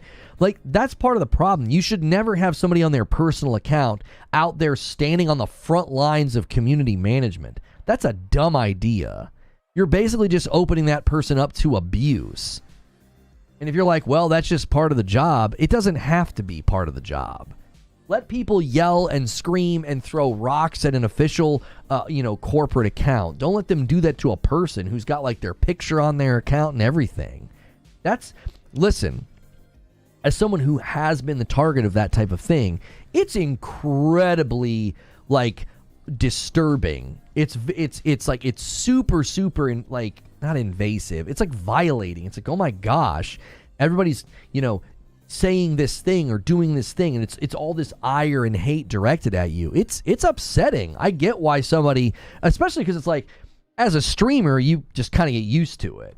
Somebody's going to leave a comment. Somebody's going to, make fun of your hair, your face, your skin color, your gender, whatever. And you just know that's going to happen.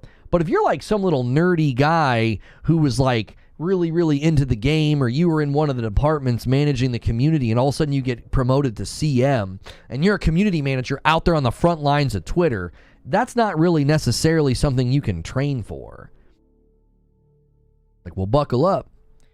You'll open your phone and you'll have 212 notifications, and a lot of them are going to be hateful.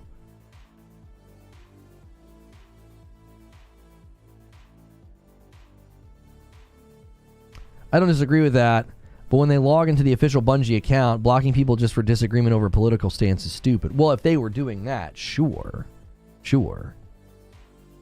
Necro says, DMG, Rupert, and Cosmo definitely had some issues and should not have those positions. I mean, I'll be totally honest with you. I cannot believe that they brought DMG back. That one shocked me the most. Like, I'm not even getting personal about it, and I obviously have reasons to get personal about it. I'm not even being personal. I just felt like such a consistent thread of unprofessionalism. It was just like, what is it? What? No. I've followed and interacted with CMs for the last 9 years, and I was just like, just what a consistent thread of unprofessionalism. Like, I don't get this at all. And that's part of what I was trying to say, is it's like, you should be operating an official community Twitter account. I think a lot of it came from just the reaction of feeling attacked and the reaction of feeling targeted, and I think a lot of those people didn't handle it well. I just don't think I don't think being thrust in that position is good for anybody's mental health. I don't think it's good for anybody. I'm not excusing it. I'm simply providing context as to, like, I think a lot of those people were out of their depth. I know my own heart. I know my own mind. And I know how I react to getting attacked. I know how I react to people saying mean things to me. So it's like, I can't imagine the scale at which, you know, he and others face that every day. And I think it warps and distorts your view of people and reality. And I think it can make you nasty. And I think it led to a lot of unprofessionalism. What happened to you by that community was so wrong, says AJ. Bungie doubled down on that type of behavior, and it shows in their product. I think it shows in the way their ex-employees have turned on them.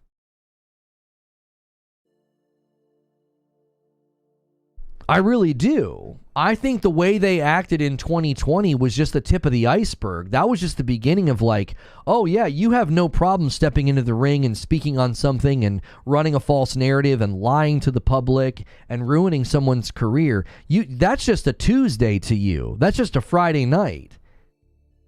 They had no problem. CM's just out there literally saying things about me that weren't true. Bold-faced lies, absolutely slandering and defaming me, calling me things like predator and stuff. And it's like, for a game company to do that, that's insane to me. That's insane. Find another studio or company that's doing that. Like, what on earth?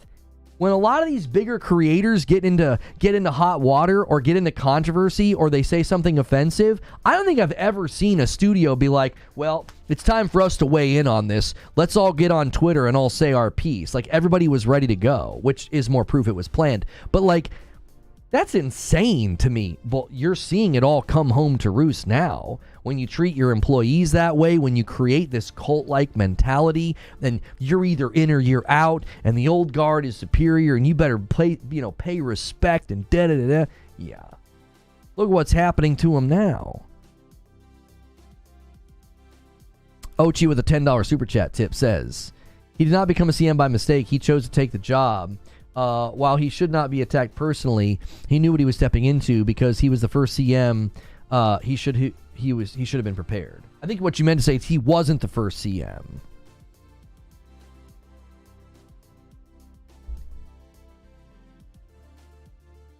I think more and more you're going to notice that a lot of companies just are not going to get involved in that kind of stuff. It's super problematic. It's super problematic. You can't walk out into the public and label somebody as something slanderous and defamatory when you have that level of reach and just be like, well, no, I'm just allowed to do that. There will be significant consequences if that happened to somebody large enough to have money to sue, right? Try doing that to a content creator who's making millions. It wouldn't go very well. That's why a lot of tweets disappeared. Because people realized they said things that weren't true or they misrepresented situations and they were worried about the legal ramifications. So everything disappeared. So I'm telling you, and I said it back then, I've continued to say it today, when you run a company like that, when you run your business like that, when you conduct your life in that way, it will always come back around. Always. It didn't even take that long. It's only been 4 years. It's only been 4 years. And I don't even think we've seen everything. I don't think we've seen everything. I don't think we've heard all the stories. I really don't. I think people right now are barely giving us a glimpse at what's going on. They're barely giving us a glimpse in what's happened.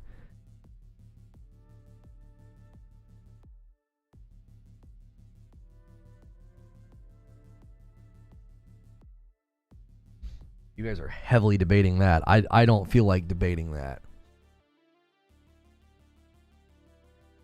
Cancel culture always eats itself up. I mean, I don't even know if it has the power that it once had. I really don't. I don't even know if it has the power that it once had. I think that more and more it's a dog. It's a dog with a lot of bark and no bite, right?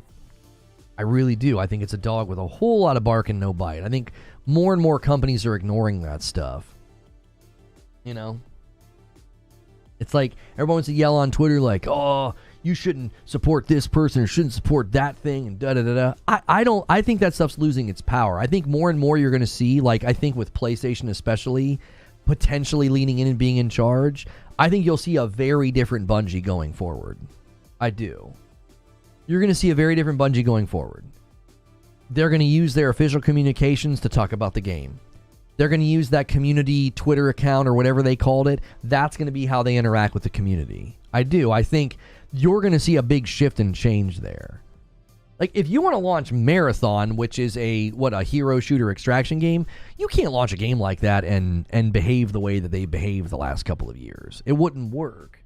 You want to try to foster a community. You want to try to foster people that are going to, tune in and watch the streams and, and go and read your blog posts and be excited about your game.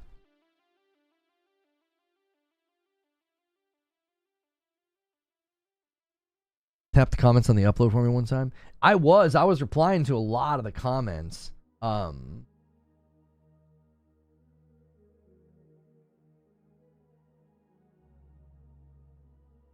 This post is a precursor to Astrobot's launch on PS5, just 1 month away. Oh, nice.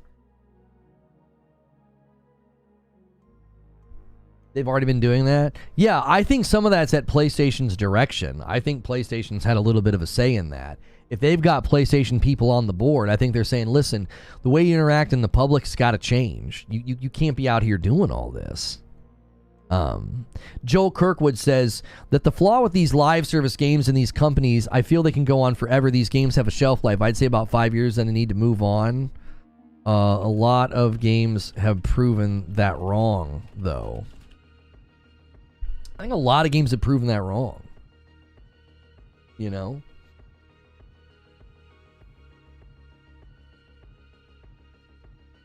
I think there are plenty of games that have gone well past 5 years. Now, I agree at some principle that you can't start a game and be like, yeah, we're going for 10 years. I think sometimes you should set your sights on 2 to 3 and then reassess as time goes on.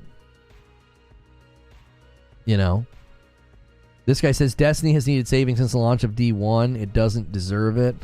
I think it does. I think you save it. I think you keep the franchise going. I really, really do.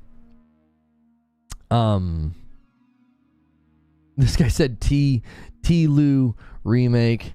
That's how I pronounce it. T-Lu. Anyway. Let's look at some more comments. Here, let me do something, guys. Let me do something. I told you we would do this today. And we're going to do it. Q&A is back. It is definitely a reason to become a member. If you're not a member right now and you want to become one, make sure and pick Member Plus. It's $1 more, but what it does is it puts you in the pool of people that get to renew every month and push the goal. When you're at the $5 tier, that's primarily intended for gifted members, so then they can kind of test out the content and the Discord and see if they like it, and if they do, then they can upgrade to Member Plus. Now's a great time to gift members, become a member. So members can now submit questions. I'll have it pop up on the screen here. It's a return to the days of old where we would go through Q&A with you guys and see what you have to ask about any given subject. And largely, obviously, we're going to be talking about Destiny. Don't say we're... she doesn't want to be saved, says TJ Rays. This video has been appraised, says Ashen Hollow. Thank you.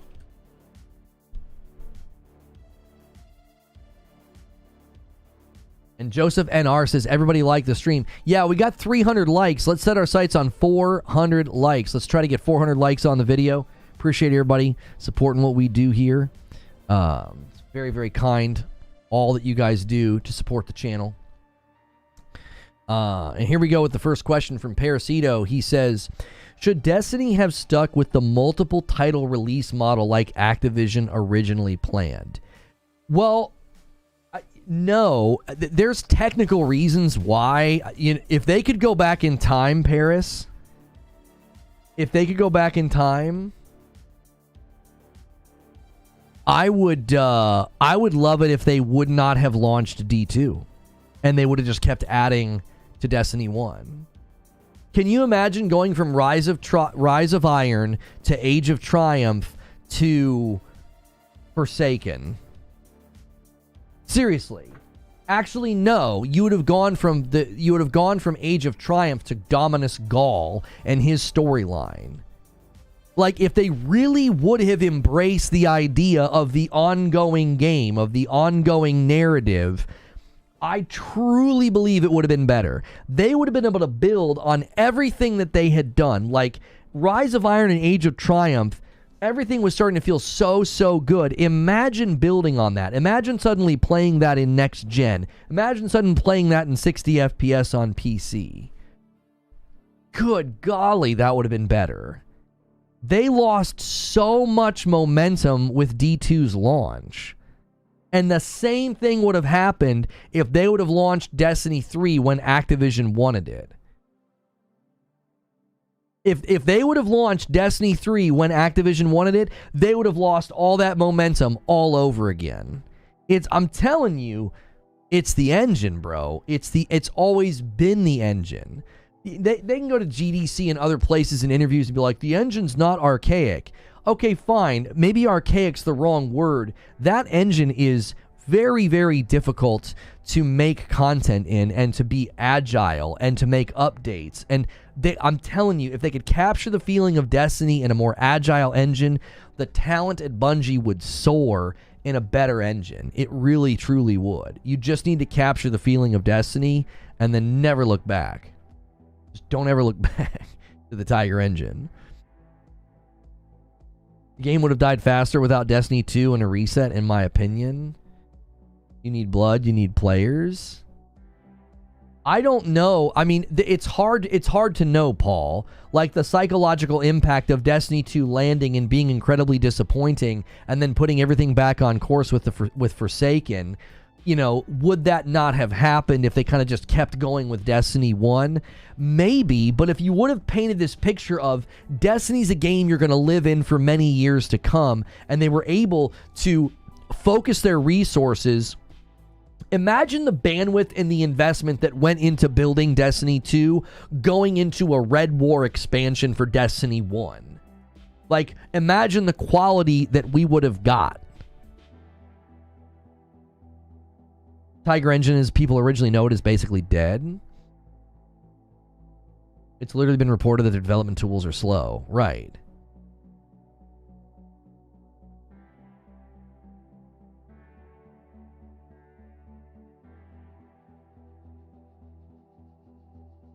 Destiny 2 is like 110 gig. I just firmly believe they could have cast a vision of the forever game before anybody else was really trying to cast that vision, and I think it could have worked. I really do. I truly believe that. All the work that went into Destiny 2 Vanilla could have been poured into an amazing expansion. And then you also, I mean, if you split the development, you could have had people working on the Forsaken expansion as well. Just every year, just boom, boom, these big, huge expansions that completely change the game. And there's raids, there's weapons, there's new abilities and powers. You could have even done what Dominus Gaul did. You could have taken our light away and reset that loot pool, reset our powers. I think it could have worked. I do. I know there's going to be people that don't agree with me, but I think, going back to Parasito's original question, right? Should they have stuck with the multiple release model? No, because if Destiny 3 would have come out when Activision wanted it, I think that would have been the death of the franchise, because they wouldn't have been able to make a big enough and more and substantive enough game that would have lost all that momentum and progress, and it'd been like, here we go again, another mediocre launch for one of the biggest titles and one of the biggest IPs out there. Agree they should just stay with Destiny and the content perpetually. I think last time we talked about this, I saw it differently. I thought the marketability of something called Destiny 2 had more power and punch, but they could have come up with the way of rebranding the title as to something that would have made it clear it was an ongoing game and they were just going to continue adding these amazing expansions. If you had been giving people really, really substantive, amazing expansions for $40, and then you would have been more properly channeling all that work and all that bandwidth and investment instead of rebuilding an entirely new game with double primary and no random roles and everybody was slower and all the abilities were weaker. Oh, give me a break. None of that would have happened. That probably was the original plan. A lot of things in Destiny 2 were cut from Destiny 1. The EDZ was in the Destiny 1 trailer. IO was part of Mars, ETC. Yeah, I mean, it's very possible that they could have, maybe they were planning on doing that to some degree.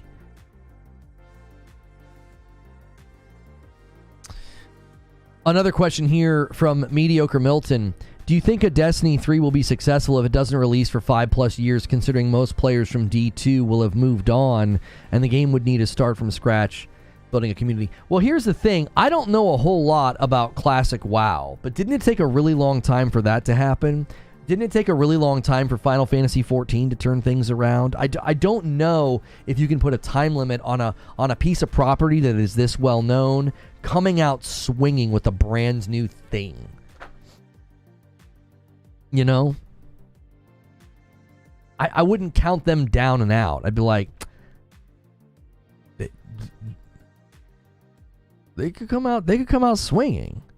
You know, it's like those movies where the guy comes out of retirement and he's still got it. It's like, all right. Like, I mean, I don't know, dude. Now, people might be having varying opinions about classic WoW, how good it was, how successful it was, or whatever. But it took a long time for that to come out, and I thought people largely responded positively to it. Now, I don't know if it lasted. I don't know how long Classic WoW lasted, how popular it did, how was the critical and commercial and consumer reception. I don't know.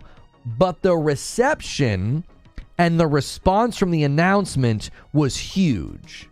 No one was like, Classic WoW, go home. It was like, oh my gosh. Like, everybody was excited. So, you know, a Destiny 1 remake or a Destiny 3, you know, would potentially, you know, land in a similar place. Nostalgia is the biggest hype killer? I don't know about that. Parasito says, without going down the rabbit hole too much, Star Citizen has been known to suffer from the same slow tooling problems that Destiny deals with. They have recently finished making a ton of tools and systems that are substantially increasing their output. Bungie didn't really focus on doing that until they were well into Destiny 2's cycle. With things like Grognok. And Paris says, WoW was still getting annual expansions, which D2 isn't having anymore. That's correct. Yeah, no more annual expansions. Lono, I know this is totally unrelated, but I owe you a lot for tuning me and the girlfriend onto Motor City Pizzas, Lamphao. It's become a staple in the house, and we're making one right now. Listen, man, Motor City Pizza makes the best frozen pizza that you can buy, all right? I'm serious. If they want to partner with me, we have an egg allergy in our home, and we don't have to worry about eggs with Motor City Pizza. My son and I love it. It's so good. It's deep dish. It's wonderful. So, Motor City Pizza, I'd love to work with you. I'm promoting your product for free. Novahan says, do you think that Destiny's peak has come and gone? I wonder if there's any scenario where they pull in player numbers ever again after all the missteps. Listen, don't underestimate the power of silence. Don't underestimate the power of silence. I want you to imagine for 3 or 4 years, Bungie basically doesn't say anything other than, here's something new for D2, here's something new for D2. And just imagine, okay, I'm not trying to hype you up. I don't I don't work for Bungie.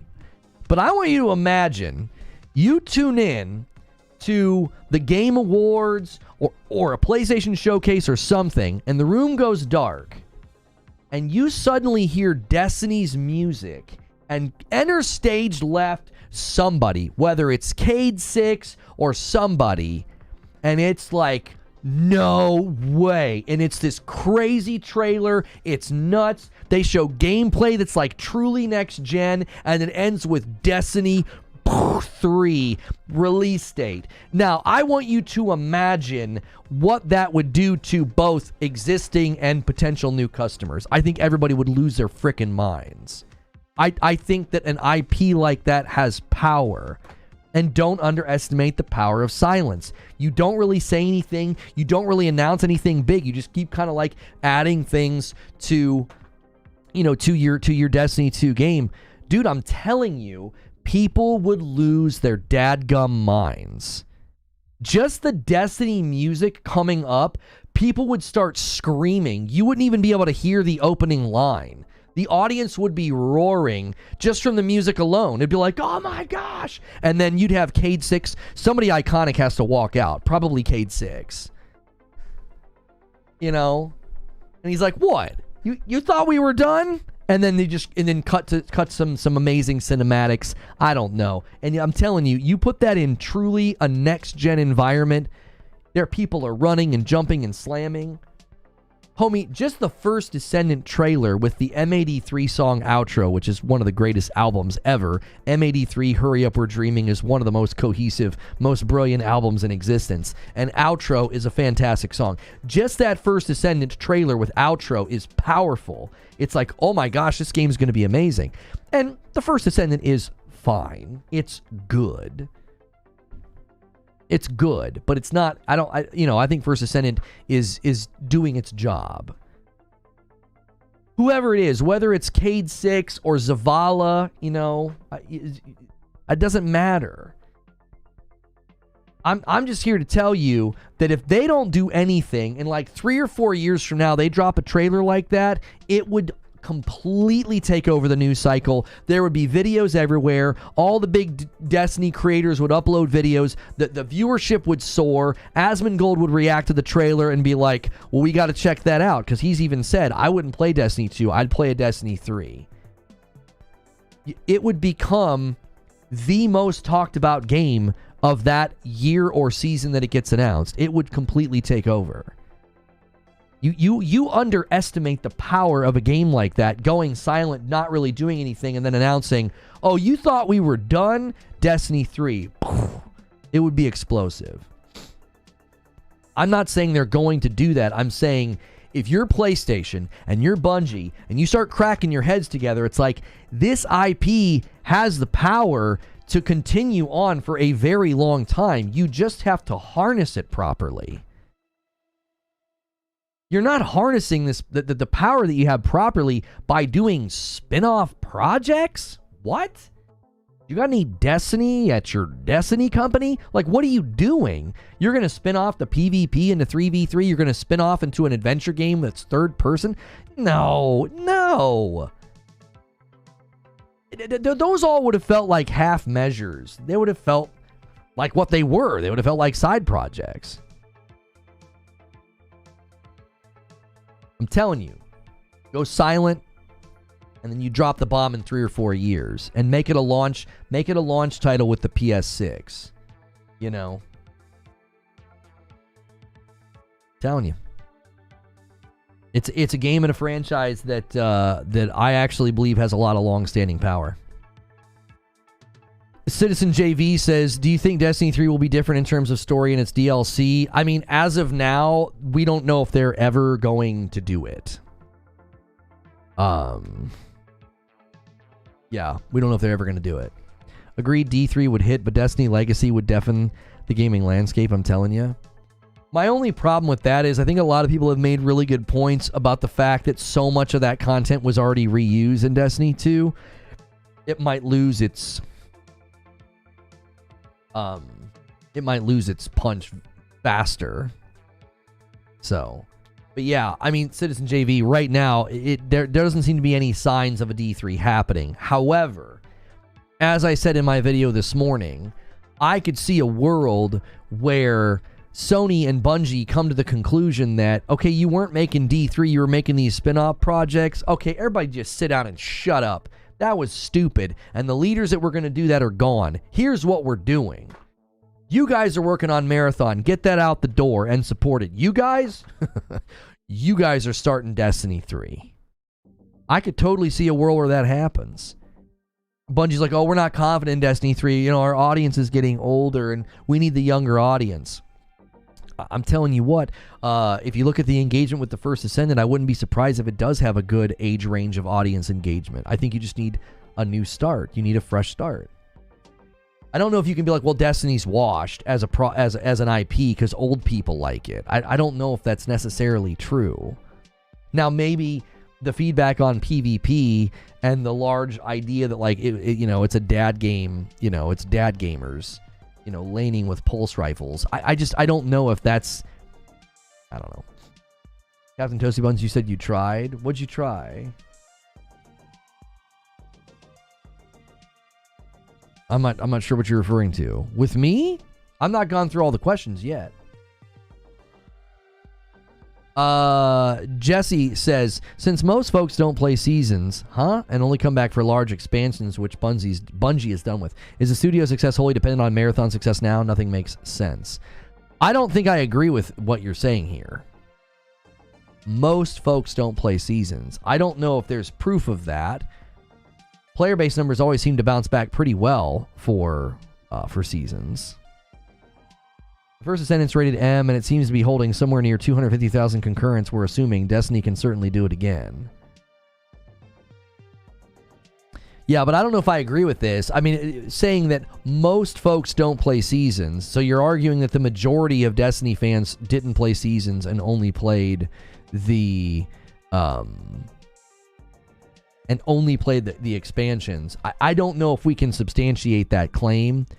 Let's just take your question and let's just rephrase it a little bit. Since more people played the expansions than the seasons, let's phrase it that way. I think that's maybe more accurate. Since more people played the large expansions than the seasons, is the studio's success wholly dependent on Marathon success now? Nothing makes sense. Right, so essentially the idea being they got a lot of their engagement and a lot of their money from the expansions. The expansions slowly sold less and less every year, and the season's probably less than that. So how are they going to make their money?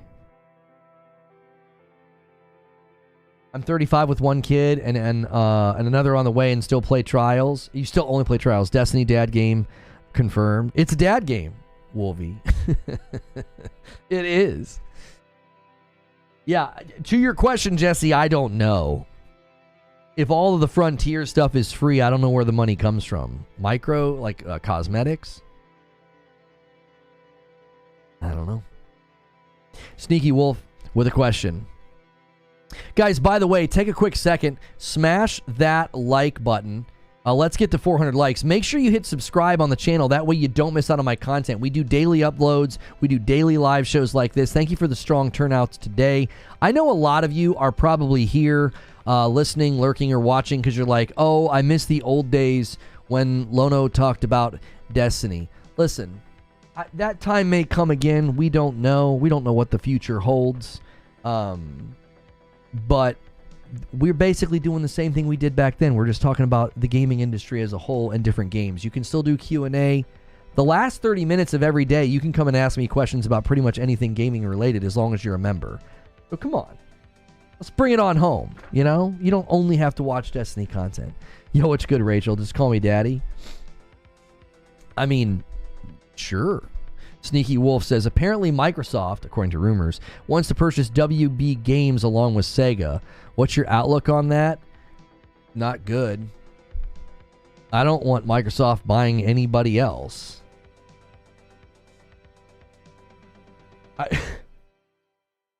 Has the result of the ABK merger, are we already quickly forgetting that? Are people already grabbing their pom-poms? Right? we don't cheer for games, right? We cheer for game acquisitions or game company acquisitions. Like in the wake of the Activision Blizzard merger, I saw so many people that cheered for the merger being like, I think it was a mistake. Seeing Tango close down, you know? I don't want Microsoft buying any more companies. I don't think that that's a good idea. I don't think that WB Games or Sega are like, oh yeah, we really need to be purchased by Microsoft.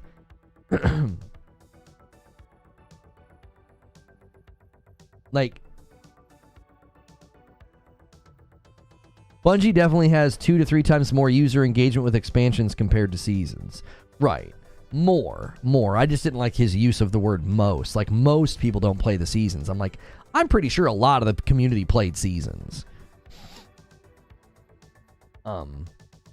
Yeah. The last thing I want is more company acquisition right now. I don't think it's good for us. I do not think it's done anything for the end user.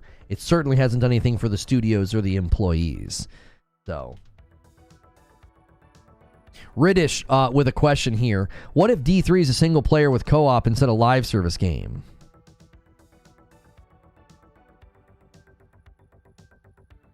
My initial reaction to this is nothing but why and revulsion. I'm just why? Why would you do that? I don't know. I don't think no. I think that's a bad idea. All the lessons they have this is what absolutely kills me about the idea of if Destiny 3 never happens. This kills me. All the lessons they've learned, all the ups and downs, all the near-death experiences, and you're not going to start over from scratch and say, let's do this the right way. From moment one, we know all these things. We're not going to trend chase. No, you can't trend chase when you're the trend setter, right? Bungie doesn't. This is what kills me about Marathon. You don't need to trend chase. You're Bungie. You set trends. You don't chase trends. You made Halo. You made Destiny. What are you doing? A hero extraction shooter? What? You're better than that. What? I hope Marathon comes out and blows my mind and makes me eat crow. But I just can't see it. I'm like, what are you guys doing? You are sitting on a mountain. A literal Mount Everest-sized just collection of data about live service, how to do it, how to survive. And you're not going to start over and say, from moment one, let's put all of this into the foundation of the game, all of the systems, all the longevity, all the elasticity. We can do all of it right from moment one, instead of, well, D2 launched and was half-baked and not ready, and they were trying to make good on the Activision contract, so they spent all those years reacting, and they needed parallel development with Vicarious Visions and High Moon Studios to even hit a cadence of content, and now you're going to take all those years of experience and be like, yeah, well, we're going to let D2 coast, and we're going to invest in Marathon. Are you kidding me? You are drunk. Somebody somewhere got drunk when they were like, no, let's not do D3. Let's do spin-up projects and a extraction shooter. What?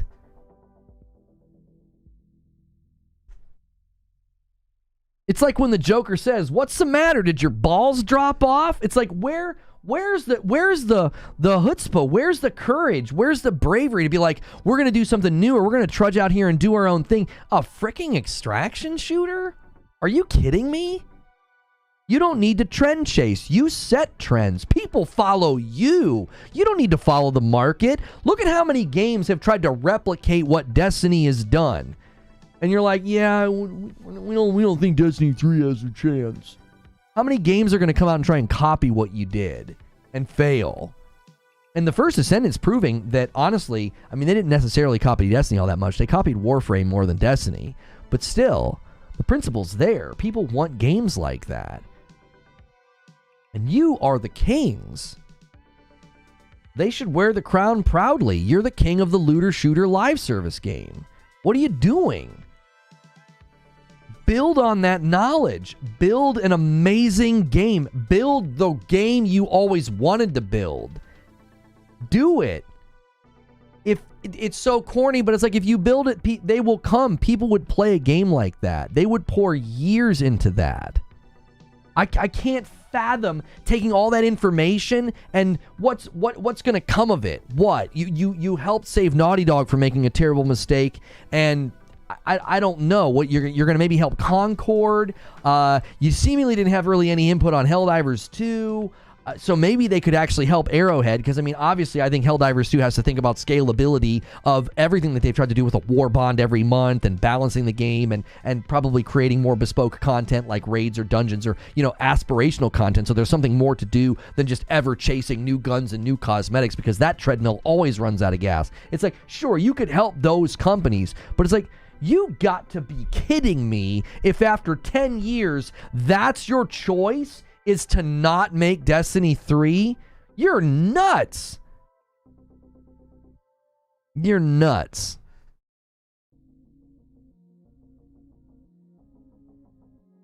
And this is in response to Ritish's question, should it be a single game with co-op? Absolutely not. Remember when I said somebody's going to build the next big looter shooter? Somebody's going to do it. Somebody's going to build it. Somebody's going to learn from all these lessons. They're going to look at the Division. They're going to look at Anthem. They're going to look at even a game like Borderlands 3. They're going to look at the First Ascendant. They're going to look at the Destiny, franchise, and they're going to figure it out. Do you know who's going to figure it out? Do you know who I would put chips on the table and say, yeah, they could figure it out? It's not Project LLL, and it's not the First Ascendant, and it certainly isn't the Division 3. It's Destiny. That's the game that I think you could do it. That's the company that could do it. They have all the info. They have all the data. They know the pitfalls to avoid. They know the things that work. They know the things that don't work. Me of all people out here campaigning the greatness of Bungie and what they could do with Destiny. It's like the frickin' world's upside down. Rissick. They should do a subscription-based model for Destiny and have an expansion every 2 years. That would work. Don't agree. Love you, Rissick, but no. I don't think you could ever transition Destiny into a subservice model because that's just a massive barrier.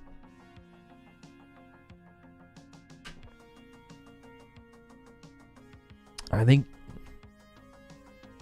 think you've got to put your money where your mouth is. You got to put your money where your mouth is. $70 launch, Destiny 3. Just do it. Put it on the table. Sometimes you got to put it on the table. Put it on the table. $70, Destiny 3. Don't do this free-to-play crap. Charge for the game. Why? It communicates that you got something worth buying. And then you charge for your expansions, and you charge for your seasons. Don't do free-to-play, and don't do sub-base model. Charge for your dadgum game, and make it worth it. That's what I would do. If I was in charge, we are going to make a game that is undeniably great at launch, and $70 won't even be a question. Was anybody like, well, in a world of games, knock-around co-op games or PvP games, Helldivers 2 is $40. Nobody gave a rip because as soon as people were playing it, this is a blast. You got to play this. This is awesome. This game's back. You do free-to-play.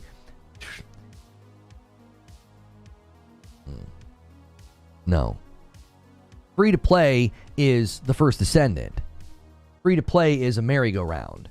Just run in this circle. Now go over here and run in this circle. Now go over here and run in this circle. Now go over here and run in this circle. No. What made Destiny great is that it tricked your brain into thinking that you were having this sort of transformational, trajectory-laden experience, and yet you were still running in a circle. And I don't think you get there by some free-to-play slop. I think you need a very, very well-built, handcrafted base game that you charge money for.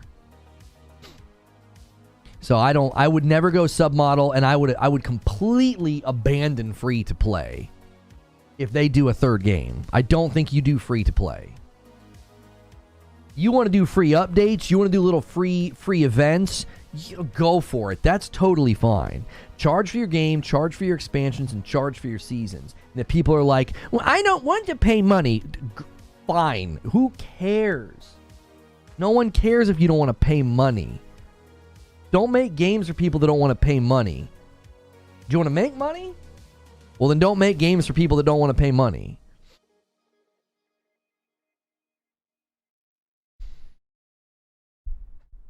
Just called the First Ascendant free-to-play slop. It is. It is. But sometimes free-to-play slop is entertaining. It is. But you need something more. You do. I think the First Ascendant's got a great foundation, but I think that's always going to be a barrier. And to be quite honest, what do you think they're making their money off of? It's not bespoke content. It's not handcrafted content. It's skins with people's cheeks hanging out. It's, alleviation of pain point in the grind. Like, come on. What are people really spending money on in the First Ascendant? Is it high quality handcrafted content? No. No. It's fast food. Double cheeseburger. And people really like looking at,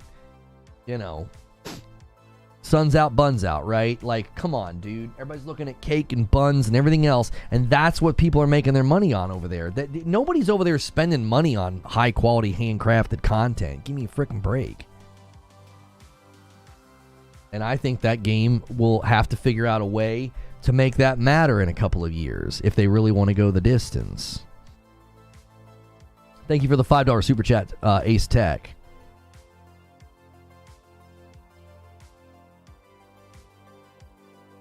Let's go to another question. We got a couple more questions. Guys, we're going to go to the writer's room very, very soon here. So do me a favor. Smash that like button. Let us start our sights on 400 likes. You guys are really close to the daily goal. What are the chances, this is from Citizen JV, what are the chances of Bungie making a PlayStation exclusive rather than going multi-platform? Just a thought. That Spinoffs studio is 100% going to be making a exclusive game. That'd be my guess.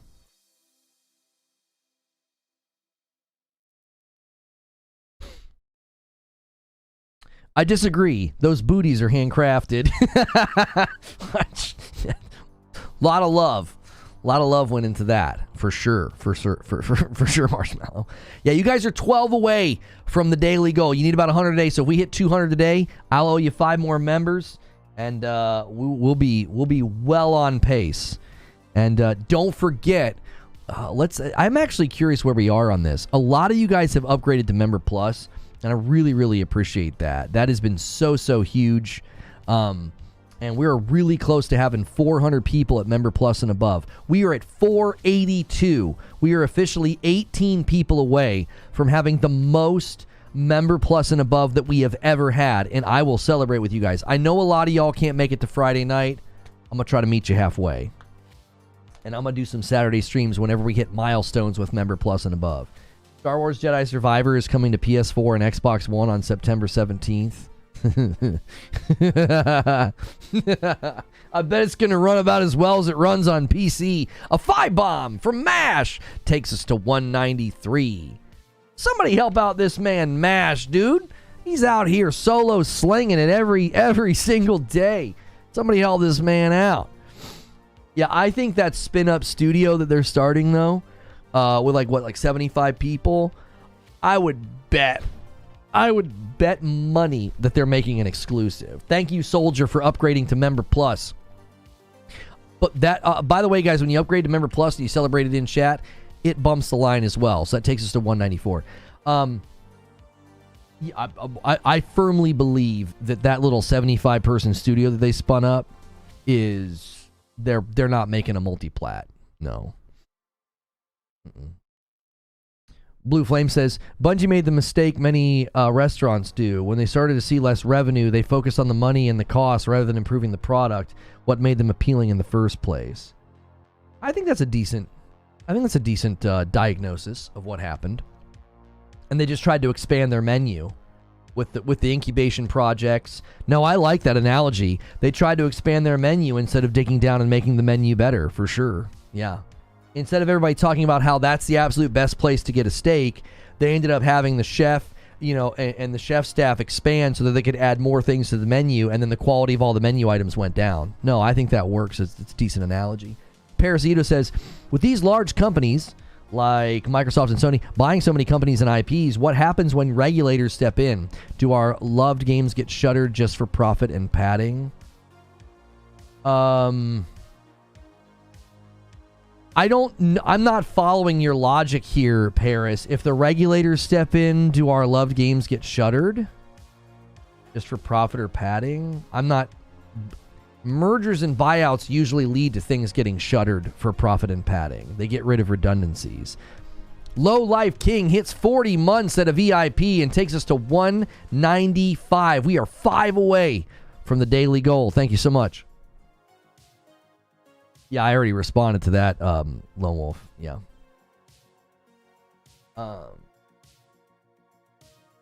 They cooked the killer meal with the final shape, but there's a guy in the kitchen wondering what to make of cereal. Yeah. John always says, shoutcasting Madam playing Destiny member goal. Well, you guys want that instead of community game night? I said we would play, Jackbox, but I got no problem with that. I think that'd be funny, If you guys hit a goal, I mean, we could make that the stretch goal, and then Madam will start a brand new save in Destiny on Friday night, and I'll just sit there and commentate. Paris says, if the companies get too big and the regulators have to prune the tree, what branches get pruned? Are companies buying other companies just to have extra things to leave behind when needed?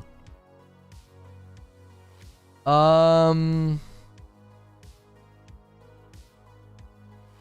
a 5 bomb from Cat seals it and takes us to 200. There you go. Well on pace. Nice work, everybody. I owe you guys 5. Yeah, I mean, I'll be honest with you, Paris. I don't know if regulators have that kind of power. I mean, I think sometimes they can step in and bust up a company and cause, what is it, like divestiture or whatever it's called, where they have to like sell off pieces of the company or what, it's something to that effect.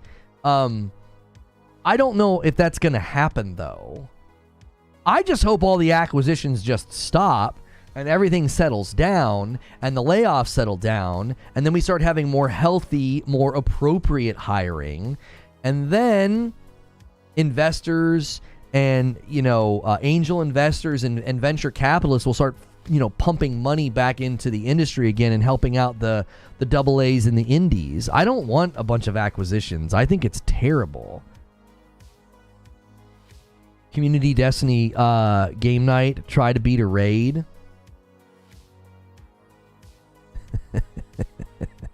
we start covering it again because Madam is playing. Oh my gosh. Drop the number from the title and just focus on the Destiny universe. That's been suggested before. I don't necessarily disagree with that, but I definitely think there's market power with Destiny 3. Like, I think that's just immediately recognizable. No one's like, oh, is that a DLC? Right? Agents of Chaos, Dan bumps the line to 201. You don't want people like, is that DLC? What is that? Destiny Universe. It would need to be crystal clear from a marketing perspective that you were getting an entirely new game. That was always the concern with not calling it Destiny 2. If they would have called it Destiny, the Red War, everybody would have been like, is that just DLC? And I'm not talking about what I was talking about earlier. Like, I'm talking about a literal sequel that wasn't numbered would have been confusing because there was Destiny the Taken King, Destiny Rise of Iron, and then if you would have called it Destiny the Red War, I think it would have been very confusing from a marketing perspective. People would have said, what? Is that DLC? Is that a sequel? What's going on? Like, I think that's a real danger in what you're suggesting. They might crunch the numbers and say, no, that would be terrible. You got to give it a number so that everybody all the way across the entire spectrum of the gaming world knows this is a brand new game. This is a sequel. Now, they might think that Destiny 3 doesn't quite have that marketing power, so that could be a reason to call it something else. Yeah, Destiny Eternal, Destiny, or Destiny, the universe of Destiny or something. So that way you don't feel like, oh, well, I didn't play Destiny 1 and 2. Thank you for renewing, Kiltson. Thank you for renewing your VIP. If you're like, well, I didn't play Destiny 1 and 2, so I'm not interested in Destiny 3. That's another stigma that you could potentially avoid if you give it some kind of a name or something. So, all right, I am going to spam a link in chat. Huge day for members, huge day for likes, huge day for viewership. Thank you, everybody. This is something that we go to at the end of every day called the Writer's Room. This is a great reason to be a member. Consider clicking join right now. Pick Member Plus. Jump in, get committed. Help us hit that number of 500 Member Plus and above. And that's a great way to start your day with us as well. We start the day with members in Morning Coffee. We end the day with members in Writer's Room. And I'm going to start that stream right now and bring you guys along with us as long as you are a paying or gifted member.